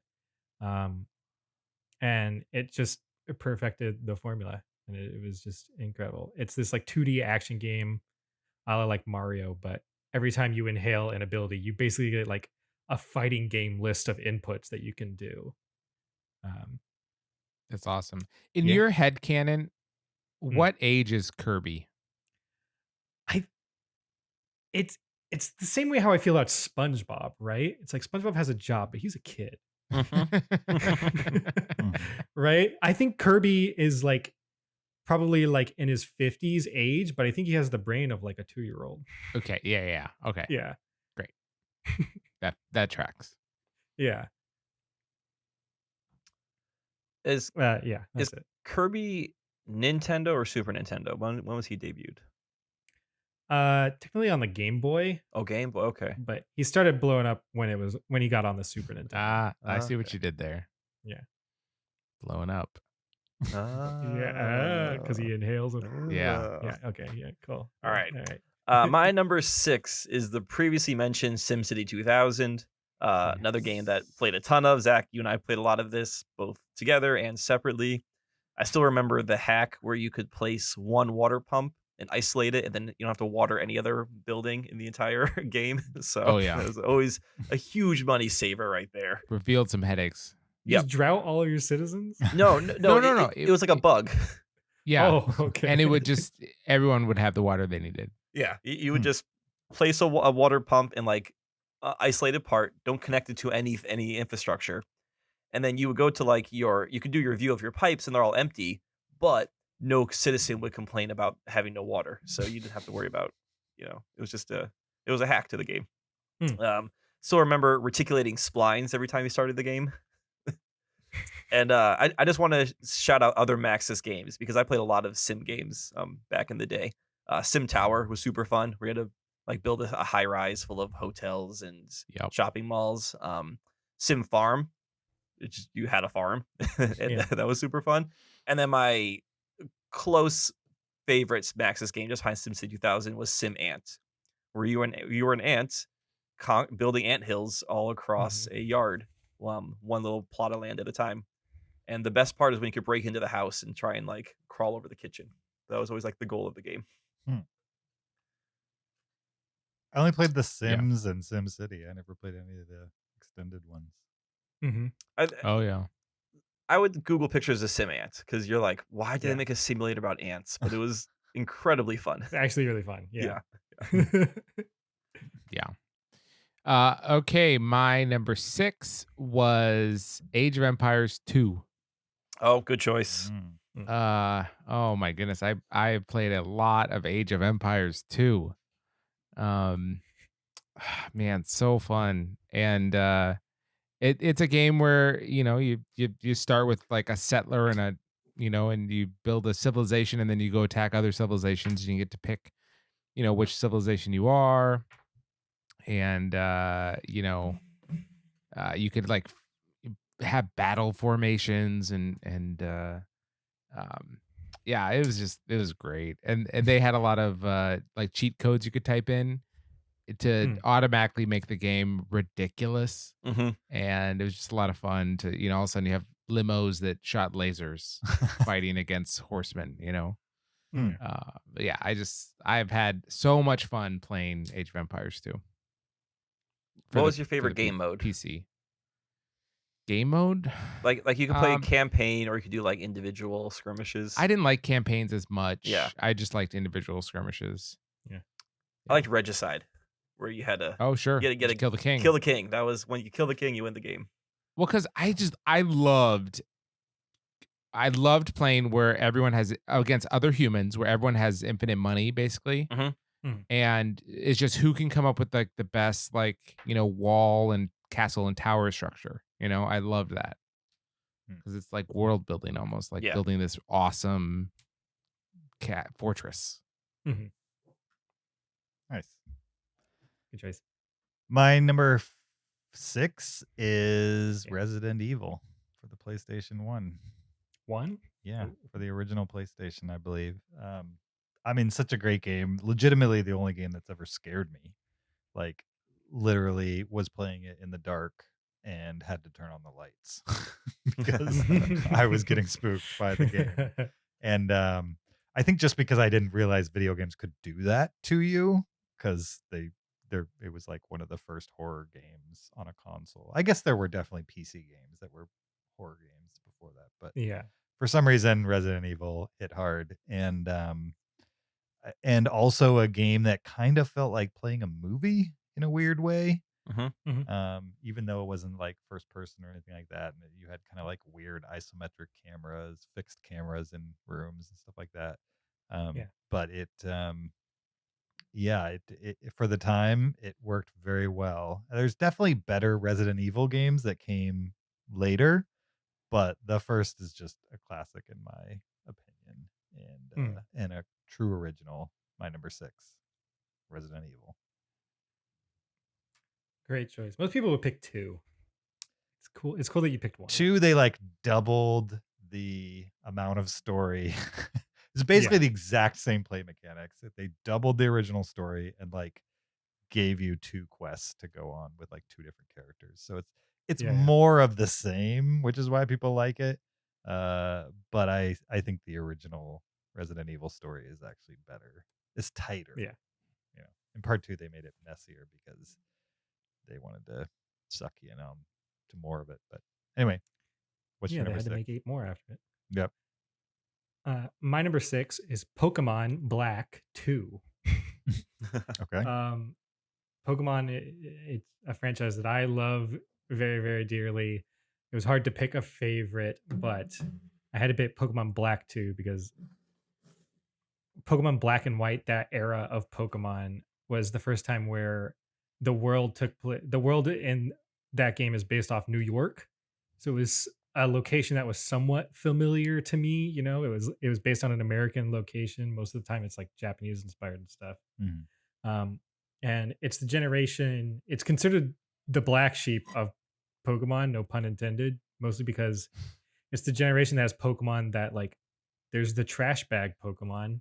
There's the ice cream cone Pokemon. Like, what are these designs? No one likes them, but I love them. And I feel very nostalgic for the game. It was the last game they did with those like bit graphics, but it was animated really well before they jumped to like 3D models. And I think that just makes Pokemon look ugly. The battles were perfectly balanced. The game is perfectly balanced difficulty wise. It's one of the only Pokemon games that I will go back to every single year and do a playthrough, and I'll catch like your team of 6 Pokemon. I will catch completely different Pokemon every time I play through the game, and I'll have a completely different experience every time. At least that's how I feel. And the music, I listen to the music of Pokemon Black and White like at least once a month. I listen to the whole album. It's super, super nostalgic to me. Pokemon Black 2, that's my number 6. Nice. My number 5 is kind of a cheat because it's a series of games. And then as I was thinking about this, I realized that it was inspired by another game by the same developer. So I'm actually going to talk about 4 games from number 5, but really quickly here, so I won't take too long. So my original number 5 is the Mass Effect series, which started in 2007, made by BioWare. And Mass Effect is a third-person shooter where you are a space marine in the future called Shepard. Humans have discovered interstellar travel, and there's a world of aliens, and there is this doomsday race of aliens called the Reapers coming to end everything, end the universe, end all life. And you are tasked with stopping the Reapers. And this takes place over 3 games. The story really builds out and becomes quite epic. I have trouble choosing between my favorite of the 3. Number 2 is probably my favorite gameplay, but I really enjoy the look, the story, and the just the feel of the third one. Also, besides the gameplay, this is a heavy conversation game where you are often in conversations with characters, and the choices you make in those conversations can later affect the game, the plot, and their relationship with you. And as I was thinking about this game, I also remembered Knights of the Old Republic that BioWare also made probably about a decade before they made Mass Effect, and it has a lot of the same characteristics, and definitely Knights of the Old Republic inspired BioWare to make Mass Effect. Knights of the Old Republic, you're playing a Jedi, and this is all pre like Luke Skywalker Star Wars era. So it's the Old Republic, so the Jedi are still around, the Sith are still around. You're playing a Jedi trying to defeat the Sith. The decisions you make can make you good or bad, or evil or light. You can develop your Jedi powers. There's the RPG aspect to it, and the gameplay was fun because you weren't actually like doing timed hits. You would tell your character like what move to do, and then in the background, the game was doing like a Dungeons and Dragons D20 die roll to determine if your attack hit or not. So it was more like you were it was more cinematic. You were watching your character fight. You could kind of spin around and watch these lightsaber battles between you and whatever bad guy you were fighting. And it was I always thought that was kind of cool. Like it felt more like being a Jedi than a game where I'm trying to actually like land blows myself. I'd rather just watch me be a Jedi as I get better. So it's 4 games, but they're all very similar. Mass Effect and Knights of the Old Republic. That was awesome. I know they just released, or they're going to release, like a remaster of all the Mass Effect games, right? Something like that. Yeah, they did. So I Yeah. just played. I still have time for video games now and then, and I just finished a playthrough of the re-release of Mass Effect. They updated the graphics for the latest generation console, plus added all the DLC. So it was a lot of fun to revisit that series and play through it again. Cool. Well, my number 5 has been mentioned already. However, I played it on the Dreamcast. It is the Tony Hawk Pro Skater Nice. 2 game. Tony Hawk Pro Skater 2 is probably the game, the game I'm second best at of any game. I'm really good at Tony Hawk Pro Skater 2. Just because I put in the time. Yep. Oh yeah. I grinded it out. I love Tony Hawk Pro Skater 2. My freshman year of college, I played so much of that I was like missing classes, and it was going to be a problem. But yeah, I played that on the Dreamcast. I absolutely loved it. All of those songs. I mean, the soundtrack is great, but they play so often. It's just absolutely ingrained. And so if I hear any of those songs, I instantly think of the game, and it's very nostalgic. And just a fun game. So yeah, Tony Hawk Pro Skater 2. Yeah, there was like 12 songs on the soundtrack. Yeah. And every time you started a level, one of the songs started from the very beginning. So like you knew the first 90 seconds of those songs to perfection. Yeah. That was it. Yeah. Other guys were playing Halo, and I would play with them, but I just, I couldn't keep up, right? Because those games like Halo are games that absolutely reward you for the more you play, the better you get. And I was playing Tony Hawk Pro Skater 2. So I couldn't keep up. My number 5 is, I believe, the first mobile game to come up. This is Angry Birds. Oh yeah. Really? Angry Birds is amazing. Huh. Yeah, I mean, Angry Birds was the It first is. game that I played on a cell phone where I was like, this is the perfect game mechanics for a cell phone game. Yeah. It's super simple. I mean, it's even based on like old PC games, like as far as like, pulling back a rubber band, releasing it, and then having a rocket or something like that fly off. And they translated it to a mobile game and gave it kind of these quirky cartoon characters, gave it a little bit of a dumb backstory without it being like too intense as far as the backstory goes. And it's just a game with flawless controls. I'm talking like Angry Birds 2. Past that, it got a little weird once it was like Angry Birds Space and some of the other ones that they came up with later. But those first 2 Angry Birds games were just flawless mobile games. And if this was a ranking of like how many hours I put into a game, Angry Birds has to be somewhere up here near the top because I put in so many hours for like probably 3 years. It was my go-to game. The moment I felt even slightly bored, the cell phone would come out and I would pull up Angry Birds. And so that's why it makes my list at number 5. Awesome. That's a cool choice. My number 5 is The Last of Us. It's this story-driven, kind of over-the-head shooter game where you play as this old guy named Joel, and it's during the zombie apocalypse. And the whole gist of the game is that you're trying to get this old grizzled dude, and you're trying to get this little girl that you just met across the country to this resistant group across America because she, for some reason, can't get infected. And so this resistance group claims that, like, hey, bring her to us and we can figure out a way to like cure everyone through her. And it's this really touching story. As you're going through, you slowly develop, because it's just Joel and this little girl, and you learn about the little girl, you learn more about Joel. They start to grow this like attachment. You get really connected with these two, and it's another one of those games where like by the end of it, I was actually like tearing up a little bit seeing how the game was ending. Lots of twists and lots of brutal moments that'll wrench your guts while you're playing it. It is a zombie apocalypse, but it's like I just got to know that guy. He was such a cool guy, and now he's dead. Dad, I think you watched me play this game. I watched you when I play a first good played deal it. of it, Yeah. for sure. Yeah. Yeah. And it does kind of at a lot of times it does kind of play like a movie.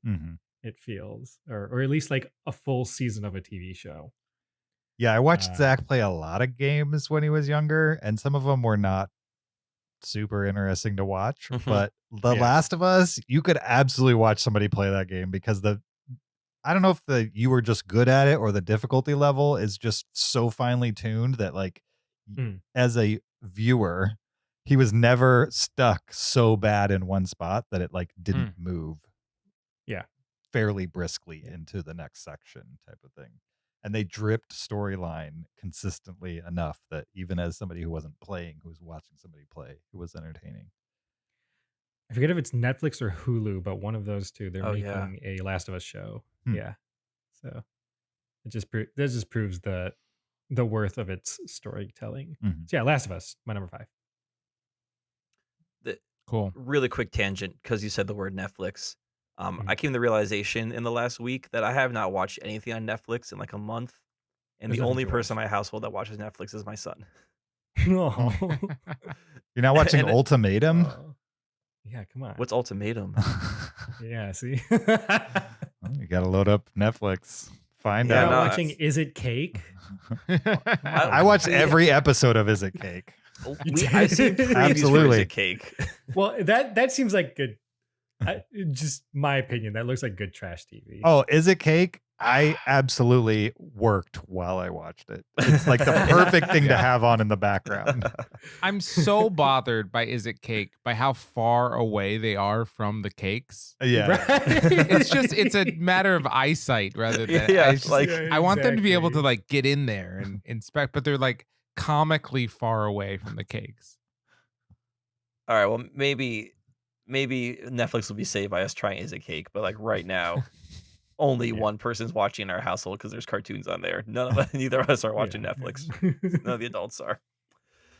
All right, my number 4 is another series, but I honed it on a specific one from this, and this is Sid Meier's Civilization 2. Civilization 2 is I guess it's a nation building game is the best way to describe it. Where you start with one city of a civilization, either You start with the settler. sorry, one settler. My apologies. Who quickly forms a city if you're smart. You're not gonna spend you're not gonna spend 8 turns wandering around with that settler. You should. Um, That'd be foolish. and then you build a city, and then you can start building resources and more settlers and units, and slowly expanding your empire as your opponents, who are always computer generated for me, were doing the same thing, expanding their empires. And then you could choose to be diplomatic, go to war with them if you want to have fun, or do a space race. There's a lot you could do with it, a lot to explore. I played a ton of Civilization 2 in middle school and high school, and then have even played Civilization 3, 4, and 5. And all of them added elements that I really liked as the game developed. But definitely 2 was my gateway into the Sid Meier world, and spent a ton of time playing Civilization 2. Well, Kyle, believe it or not, my number 4 is Sid Meier's Civilization 2. Nice. I believe that. Mhm. Like I said, I feel like That's a bingo. I'm not shocked by any of your picks yet. Yeah, Civilization 2 is so great. And one thing you didn't focus on in your description was the tech tree. Oh, yeah. But I love that you decide what science you research next, and you can kind of like follow this tech tree and like where you want to emphasize. Like, do you want to, research pottery, or, as like, well, of course not. But it's great. But you need animal husbandry, though. Yeah. You're not going to get anywhere You're with not that gonna develop animal anything with husband. Yeah, gotta get that greenery right away. It's or else really you're- first one to get gunpowder or writing is good to go. But and you can build wonders. Oh, Yeah, the wonders are cool. so great. What- It gets a little tedious in the end game when you just have to control all these people and you can't automate enough. But so good. I definitely in the later games turned on my my workers to automation. I know, but if you're doing a full scale invasion and you're just moving Oh, You know, units. 30 Marines over and it just takes forever. That's the nice thing about the later ones is you could stack units into like a large group. So instead of having to move 30 Marines one at a time, you could like take all 30 and go across. or, Yeah, like, but they form got armies. complicated with their cities. It wasn't as much fun for me when you realize. I would put all the cities on automatic. Anyways, Yeah, But my number yeah. 4, Civilization 2. They definitely got more dense as you went. We could talk I about actually I used to work at CompUSA. this. But explain that to the younger people, CompUSA, it was like Circuit City. which is like Best which Buy. is like What's Best Circuit Buy. City? But it was Best Buy without all the fun entertainment stuff. Yeah. And anyway, for some reason, CompUSA sent me to a conference, and What? at the and In, like, at high the- school? it's the only work conference I've ever been to. When you're like But- 16. Yeah. At the conference, I won a copy of Civilizations 2. Ooh. It's pretty sweet. Crazy. My number 4 is Final Fantasy VII. Mhm. Kind of a seminal video game, PlayStation Yeah. 1. It was on 4 discs, which really impressed me at the time. And it's the game that kind of cemented role playing game as like, a genre that Americans accepted. Like the game was finally cool enough for it to hit the mainstream type of thing. And also Final Mhm. Fantasy VII was just like a super deep, super interesting game with a good storyline.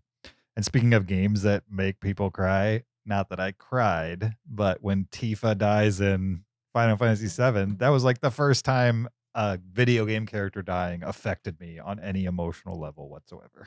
Like when I played video games, I had very little emotional investment other than like raging because it was hard. But as far as the characters go, I don't remember ever like actually caring about a video game character. And then Final Fantasy VII happened. They killed Tifa like at the end of disc 1, and I was just like, oh man, where is this gonna go? Because I thought it was gonna be Tifa the whole time. I think it was Tifa. Tiffany? I don't remember. It was Tifa Lockhart. It was It was Tifa. Aerith. Yeah. It was Aerith. It was it Aerith? Yeah, A- it was Aerith one was of her it name, was yeah. it was Like, the it's Tifa. it was That's one right. of the girls, one of the female characters in that yeah, game. yeah. You're right. It wasn't Tifa. I doubted Have you that seen after I the- said it like 10 times. I was like, was it? Have you seen the remake? How the remake that just came out is like a 40-hour game, hmm but it's only the content from like disc 1 from the original. Oh, it's not the full but game. they stretched it out to like 40 hours. Well, the gist is that they're gonna do more. Oh, So they're So, basically like Final Fantasy VII Remake 2 will cover like a lot of stuff on disc 2 from the original game. interesting. oh, it's interesting. Yeah. Yeah, because I mean, it's a long game. Like, Yeah, I don't know if exactly. I actually ever finished Final Fantasy VII. I definitely finished it and went and fought all the like extra bosses and stuff like that. Mhm. But I can't imagine ever having the time to play it again because I put so many hours into it. Like there's no way Yeah. I'd ever have the time. It would take It's an me insanely massive game. years to put in as much time into the remake as I did the original, for sure. Mhm. But I was like Zach freshman year of college, where I was playing Final Fantasy VII and skipping classes, and I also bought a crap ton of Girl Scout cookies because I was like, "Hey, I'm 18, I'm on my own," Yo. and I now have almost a revulsion sense memory between peanut butter patties in that game. Because like I just can't, I don't know, it just reminds me of like, sitting in my dorm room until all hours of the night eating Girl Scout cookies, playing Final Fantasy VII, which as a mature adult was a completely poor choice of my time as a 18-year-old in freshman college. But now, like if I eat one, it just transports me back there. I'm like, nope, don't want to be back there again. When I turned into an adult, I went out and bought a bunch of Yoo-Hoos. It's Because I was like, I could do what I want. I'm That's going right. to buy like 24 cans of Yoo-Hoo. like you become an adult, you're like, what's the most immature thing I can do that I've always wanted to do? Yeah, exactly. My number 4 is a game called A Hat in Time. It's a 3D platformer a la Mario 64 and like Psychonauts 2. But this game is the best controlling game I have ever played. It is so much fun as your character to jump into a double jump, into a dive, into a flip. At the end of the dive, into the wall, you jump off the wall and do the same thing again. Just the flow of gameplay of it is insane. It's a little indie game that was made by a little team of people, but it's crazy how well it feels like they've perfected the genre kind of with their game at such a low budget. And to top it all off, the game is super cute. It's incredibly charming. The characters in it are incredibly memorable. It's super, super, super funny. And it's super short too. It only takes like a couple hours to beat it. But Oh wow. there's this massive community of people behind the game that mod it and add in new levels and new ways to play, new characters all the time. So even when you're done with the main game, you can like, if you like it enough, you can just join the community and play the game forever, pretty much. That's super cool. Never heard of it. It sounds awesome. Yeah. It's great. It's great. Hat in Time. My number 3 is a series where I decided to choose one, but it was really tough. So I put in the GTA series as my number 3. But specifically, I chose GTA Vice City as my favorite one of all of them. And GTA is Grand Theft Auto for anyone who doesn't know. I almost put Grand Theft Auto the original as my number 1 because that was super fun. It was top GTA down. 2. The top is down? better. Yeah. Yeah, top down was super fun. What I didn't like about GTA 1 is you couldn't save on a level. You had to beat it in one sitting. And that got super frustrating because like sometimes it would take 2-3 hours to beat a level, and I didn't always have time to play 2-3 hours straight, especially in high school with other things going on. GTA 2 was fun. You could save. It definitely built the world out. The graphics got better. GTA 3, I mean, like that's a game changer, right? That is, if not the first open world, the most popular, the biggest open world game of the time. Played a ton of GTA 3 in college. But Vice City, I thought, hits all the right notes, where it had the open world.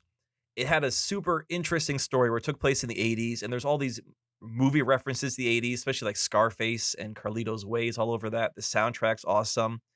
It also kept the humor that were in the original games. My biggest gripe with like the most recent GTAs, like 4 and 5, and I have lots of gripes with 5, but they've lost the fun of them. Like they're trying to make them so realistic. Like, look how great the city looks. Look how, well everyone walks around and interacts. But there's no hidden Easter eggs. There's no like fun little corners to explore. And those original GTA 3D World games had little fun corners to explore and like things to find, and it kind of had this dark, sick sense of humor to them that I think the games are lacking now. And I think Vice City was the best version of all of that.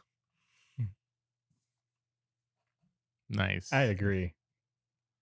People Yeah. sleep on Vice City. I never played GTA 3 and on, but I played a ton of GTA 2.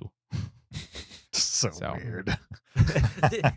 GTA 2 is like playing Super Mario 2. Like it's just a little off from everything else. But the cars are just so much fun to drive, and you just Well, just wait till you play 3 on then. Yeah.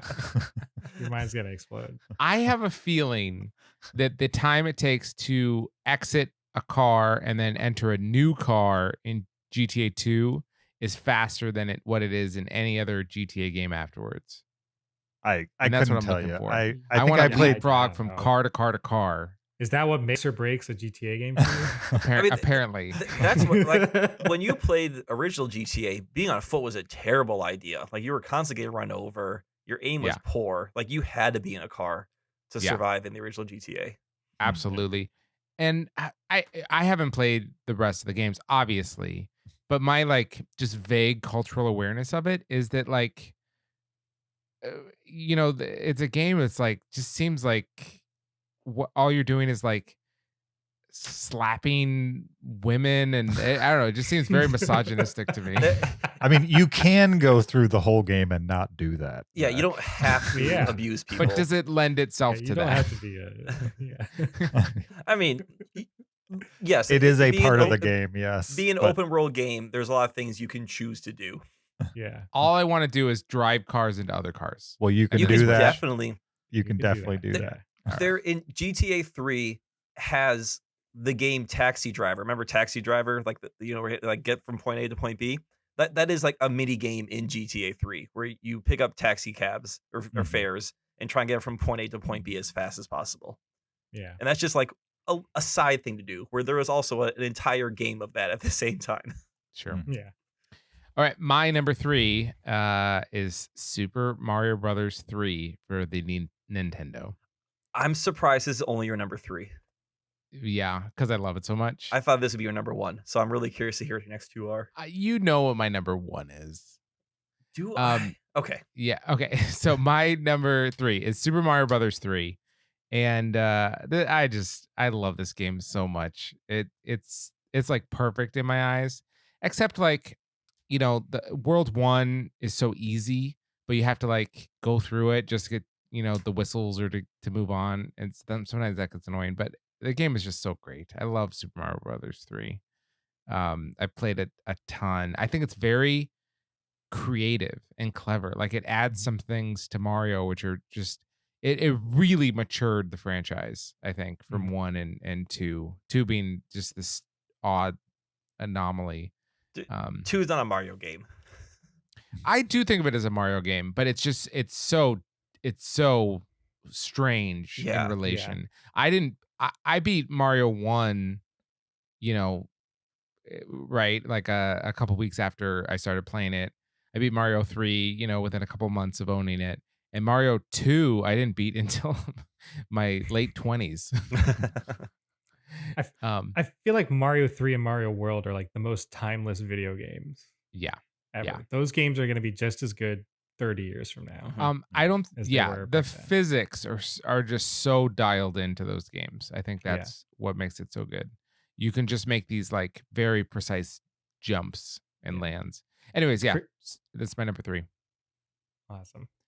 My number 3 is Turbo Street Fighter 2 Championship Edition. Oh, Great yeah. choice. It was like Great 80 choice. Street Fighter 2s. So Yeah. that was your choice. So I loved Street Fighter 2, and you know, it certainly wasn't the first fighting game, but the first one anybody cared about, and kind of like spawned an entire genre again. And I liked arcades until Street Fighter 2 came out, and then I lived in arcades basically. Like every day after school, I would ride my bike and just pass the beach and like all this other cool stuff I could be doing to go to a 7-Eleven and play Street Fighter 2 for like 3 hours before it got dark. It was a phenomenon, especially where I lived, and got very good at it. And the best version of Street Fighter 2 was the last one that came out in arcades, which was Turbo Champion Edition. And great game. My number 3. Awesome. My number 3 is Legend of Zelda: A Link Between Worlds. This is a Zelda game. This one came out on the 3DS, but it serves as a sequel to the one that came out on the Super Nintendo. It's this top-down Zelda game, and you're running around in this world. It uses the same world from the Super Nintendo version, but what's unique about this game is they introduced this mechanic where Link can literally merge into the wall and turn into a painting, and then you can move around within the wall and come out somewhere else. Cool. And it's a really cool gimmick, but it's insane how that one change completely changes your viewpoint of this whole world. You know, it's this world that you experienced in the Super Nintendo game. You already know this place like the back of your hand, probably. But you add in the ability to like walk across walls and stuff, and suddenly you see the entire game differently. You see the possibilities with that. It's probably my favorite like game mechanic that's ever been added into anything ever, just with how crazy one little thing changes it. And the controls are amazing. It's really fun to just run around and get items as Link, and like go into a dungeon and fight a boss and get a little reward at the end. The story is really engaging for a Zelda game, you know, and it's fun to just turn into a piece of graffiti on the wall and walk around. That's awesome. And the That sounds 3D great. for it is the best 3D in any 3DS game, mostly because it's a top-down view, and it looks like it's literally like a little diorama that's moving around in front of you. It's crazy. I love it. Link Between Worlds. My That's a great name, by the way. Yeah. For a game. Right? Mhm. Yeah. My number 2 is a game that came out in 1996, but I didn't really start playing until college, and this is Mario Kart 64. And I played so much Mario Kart 64 in college, but the good thing is it was with people, not by myself. Yeah. Wow. Yeah. So much, you know, like 4-player racing. Mhm. Wario is my guy. I love being Wario. I love being the big guys, but definitely has to be Wario. And I feel confident that I could beat any of you guys in Mario Kart 64 on any level. Really? I can guarantee you Yeah. can beat me. Really? Like even Rainbow Road, take those guardrails away, we're fine. Long shot. Do you have a Switch? So I don't have a Switch, but we Right. were visiting friends a couple weeks ago, Gail and myself, and they had a Switch, and we were playing Mario Kart there, and he was having a great time. I was having a great time. I almost want to buy a Switch just so he and I can play Mario Kart together and play people online too, I assume. Nintendo has a service where they're constantly adding extra N64 games to their online library. Okay. They're great at It's like that. $20 a year. Oh, really? Oh, I'd And totally you do get that. this. You get this library of N64 games, and they added online support for these games, and they added Mario Kart 64. You could play Mario Kart 64 online with other people. Oh, they probably Yeah. beat me though. Like that's the.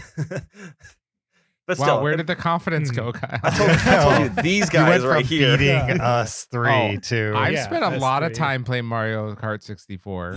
Yeah. What's your, okay? I Zach, wouldn't roll over on you. what is your? Well, I want to fight. Then I want to play you on Wario Stadium and shrink you just before the ramp and make you do the whole thing again.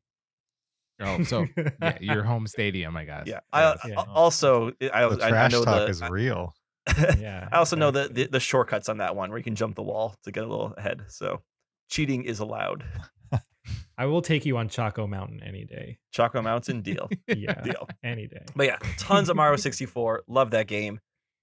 Gotta be Wario. Yeah. Nice. All right. My number 2, it was previously mentioned just in passing. Super Mario World for the Super Nintendo. Mm. And probably of any game, this is the video game that I'm the best at. I've spent so much time playing this game. I just love this game. I love the art style of this game. It just has such a clean, crisp look to it. It's just a beautifully realized, very creative game. I think, yeah, it's my favorite Mario game for sure. I can beat it in less than 25 minutes. It's super fun. I love that game. Yeah, no other Mario game can touch it for me. Super Mario World. All right. Nice. Nice. My number 2 is the only Nintendo game I've ever owned. I certainly bought Zach my fair share of Nintendo games, but like this is the only Nintendo game I have personally owned. And it's the previously mentioned Super Mario Brothers 3. Nice. And the reason why I own this is because even though I did not have a Nintendo Entertainment System, we had a rental store, and my friends had a Nintendo Entertainment System, and so I rented it from the video rental store, and then didn't return it. And then like a week or two later, my parents got a phone call saying, "What's up with this, Nintendo game? We need you to come pay for it because you've had it out too long." And we replaced the copy. And so Wow. I delivered a lot of newspapers and had a lot of explaining to do, and eventually paid it off.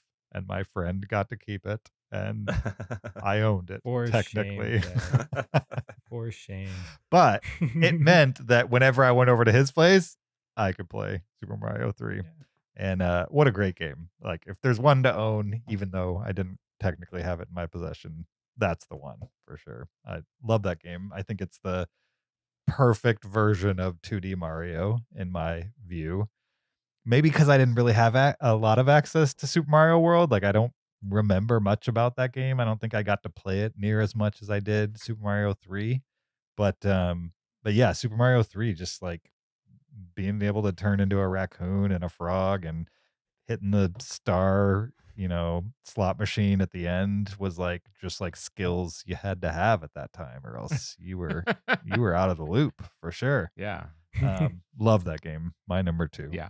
Such a great game. Yeah. James, how come we Yeah. never played Super Mario 3 together? I have no clue. I'm ready. Let's Let's do go. it.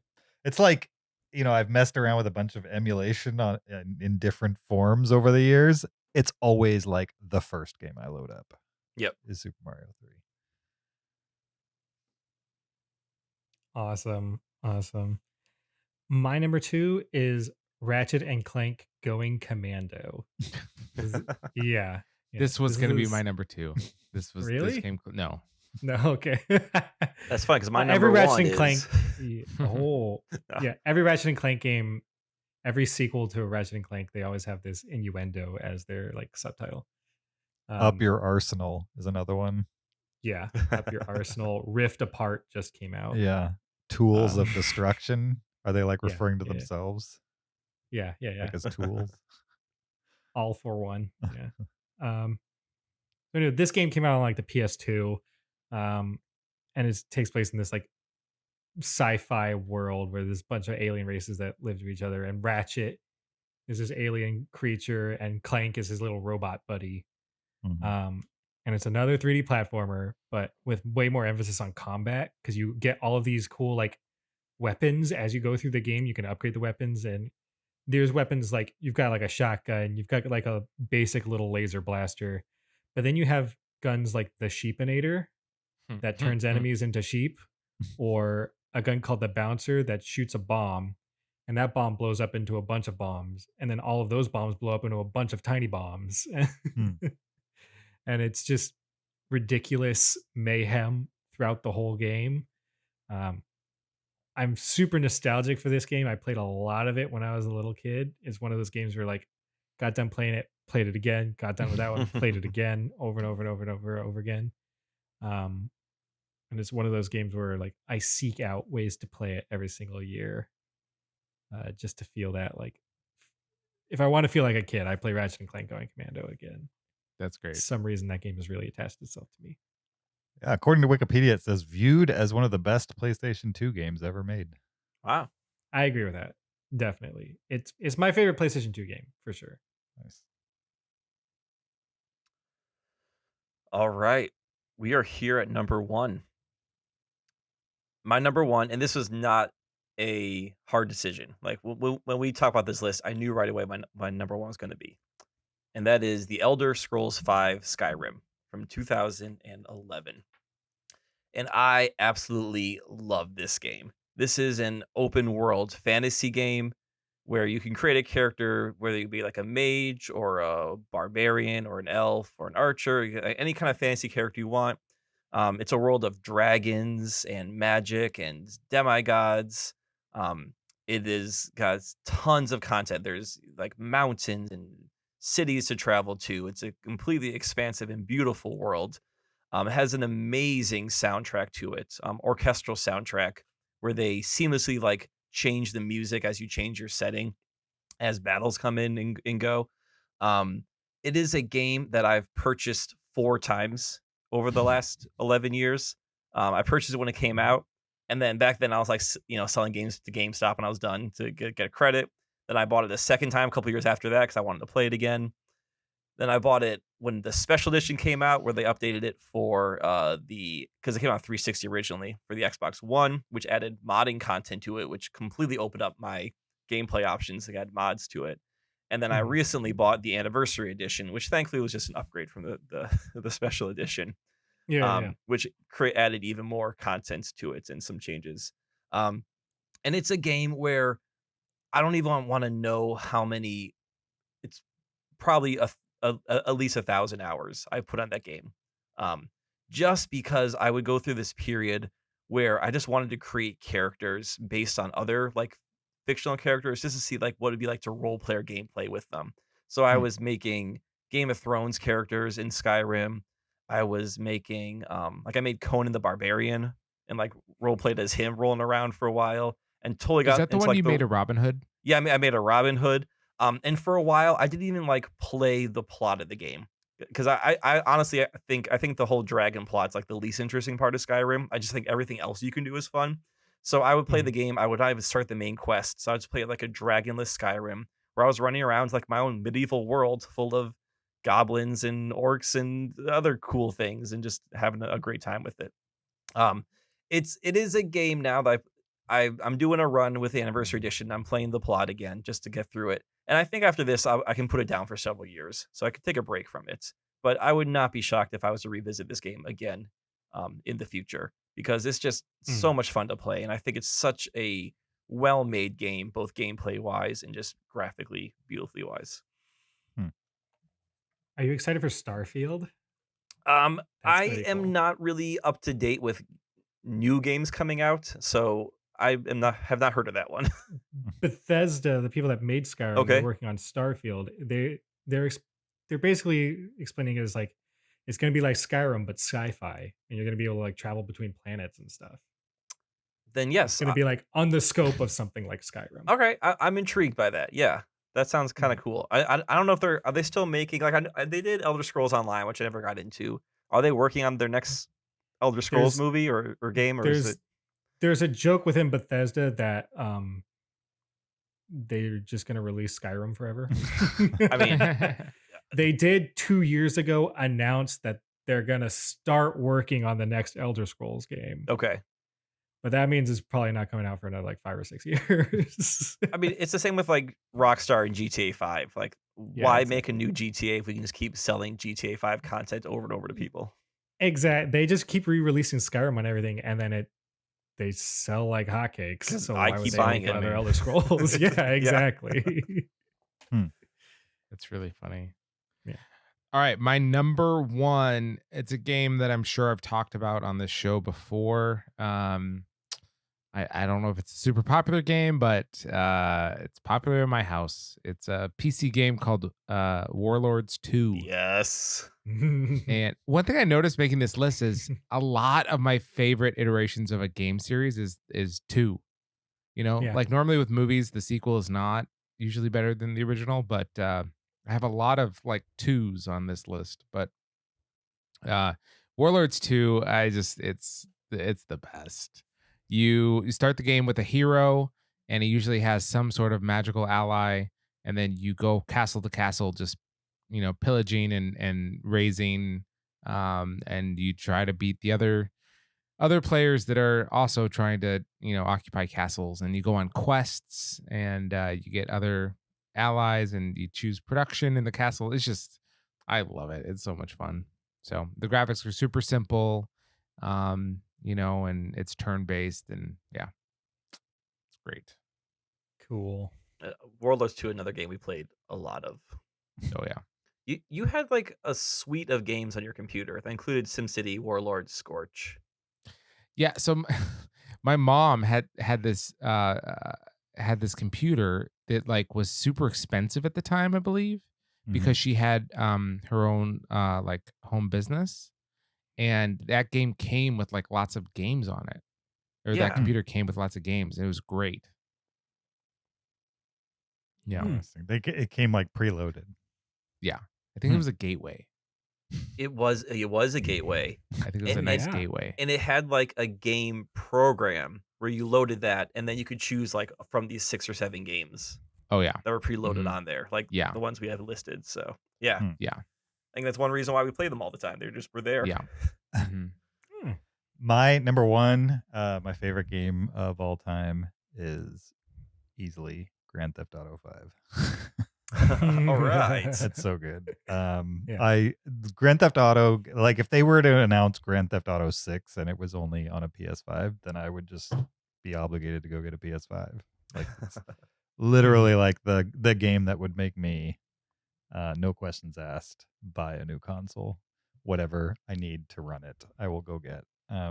Yeah, I spent so much time in Grand Theft Auto games in general, but probably the most time in 5, partially because it's the main Grand Theft Auto game for the last 9 years. So it's like, Yeah. it's the one that has had the most time without a sequel. So just spent a lot of time in Grand Theft Auto 5. And I don't really even play the multiplayer aspect, which is like another half of the game, basically.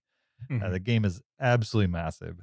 I'm perfectly content being alone fighting computer characters in a Grand Theft Auto game. I've dipped into the online a couple times. It's just not a world for me. I think you have to.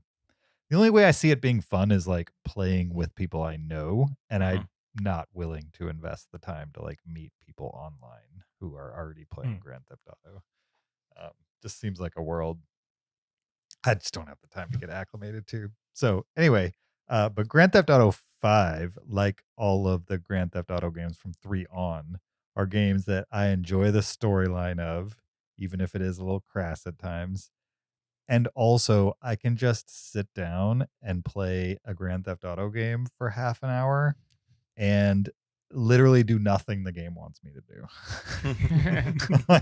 Just Yeah, drive yeah. around. Yep. Or like I can't tell you how many hours I've followed non-player characters in a Grand Theft Auto game just listening to them talk.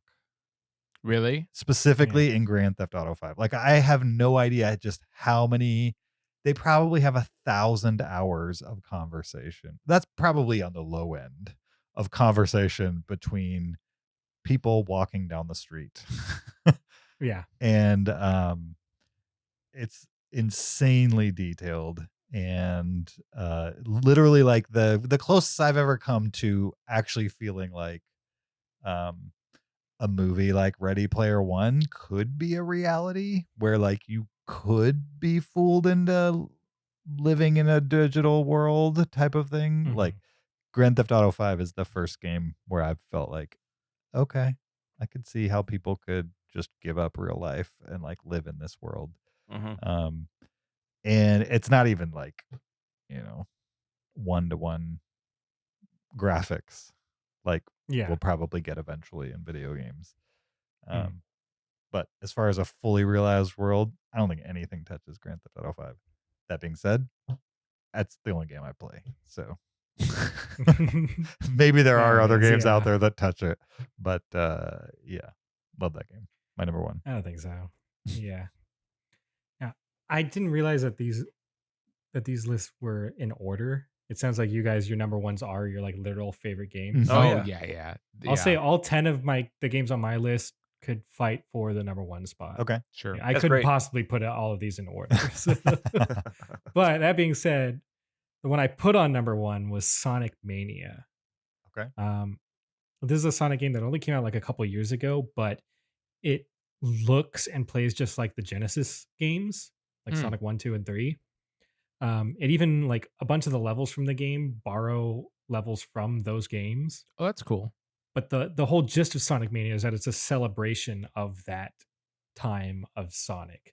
So like the levels that they do bring back, half the level plays almost exactly like you would remember it to play.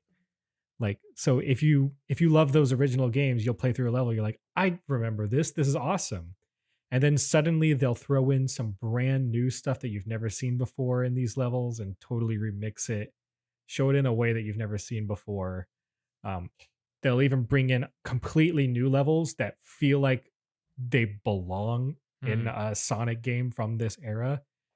The coolest thing is that this game was made by Sonic fans. Mhm. Oh, wow. Sega, this guy named Christian Whitehead, he made the mobile port versions of Sonic 1 and 2. And he did such a great job with those versions that Sega was like, do you have any ideas like for a Sonic game? Because you seem pretty good at this. And he was like, in fact, I did. And they hired him and a bunch of Sonic fans to make a Sonic game. And turns out it's the best Sonic game ever made, I think. It's crazy. It just feels like a Sonic game that came out 2 years after Sonic 3, even though it came out over 20 years after it. But in my eyes, it's one of the most like perfect 2D platformers ever made. It's crazy, crazy good. And I just replayed it after watching Sonic 2, and I was like, yep, it's still that good. It's still that good. And the music to boot is the best in any video game ever. I will, in my mind, replay like Green Hill Zone music and Hydro City Zone music, and people look at me like I'm a weirdo, but I don't care. I'm a Sonic fan.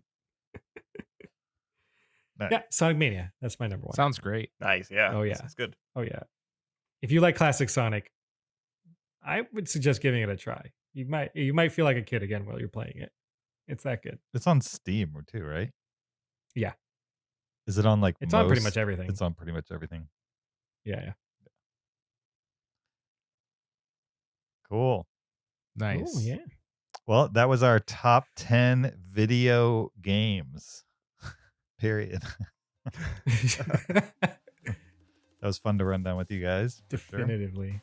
Next time we'll have to do top 10 movies that should be a video game. We're gonna pivot to that one on the next time we have Zach on.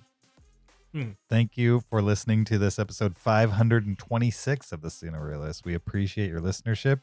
Don't forget, you can always send us an email to heyguys@cinereelists.com, REEL with an S on the end. You can watch the podcast on YouTube by searching Cinereelists. You could support the Patreon, patreon.com/Cinereelists. You could leave us an Apple Podcast review, do any of those kinds of things, or follow us on social media on Facebook, Twitter, Instagram, or TikTok. Or you can follow me on my personal Twitter or Letterboxd account at YoJRB. You can follow me on Twitter or Letterboxd at Shaubin. You can find me on Letterboxd at PeterSKB. Zach?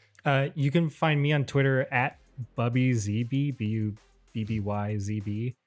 And I just made an account for Backlogged, which is kind of like Letterboxd for video games. You can find me there on at Zashimi. Oh, cool. Nice. I need to check that out. I heard of Backlog. Yeah, Yeah. definitely. Thanks for coming on, Zach. Thank you for having me. Oh, yeah, I always get super excited because whenever like a video game movie gets announced, I'm like, oh, sweet video game movie. And then the other half of me is like, oh, sweet, Cinereelists. I'm probably going to be on the podcast. That sounds fun. That's fantastic. Awesome. Yeah, this is Cool. my first time chatting with you, and I had a lot of fun. So thanks for joining us. Hey, Kyle, you're freaking cool, man. Oh, I'll let right. you do it. From a youngin' too. I don't care what my dad says. You're freaking cool. Yeah. Despite what James says. Yeah, despite all the trash I talk about you. It's all right. Yeah, Daddy will like me exactly. someday.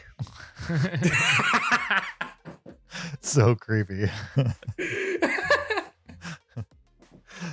right. I love it. Next week, we don't know what we're gonna do, but the week after that, we're gonna watch The Northman. So that comes out next weekend. If you have to see a movie in movie theaters, check out The Northman because we're eventually gonna talk about that next week. Not quite sure what we're gonna talk about, but I'm sure it'll be good. So hold on to your hats for that. We'll see you there. Until then, keep it cinereal.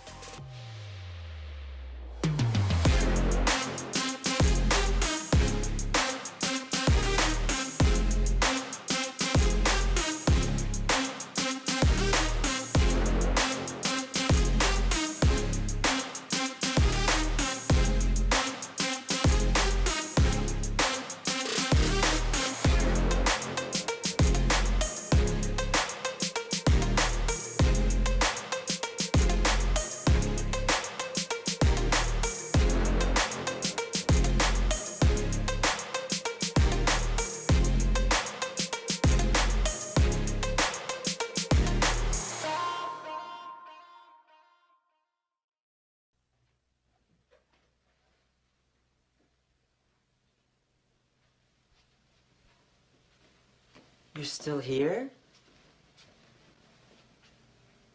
It's over. Go home. Go.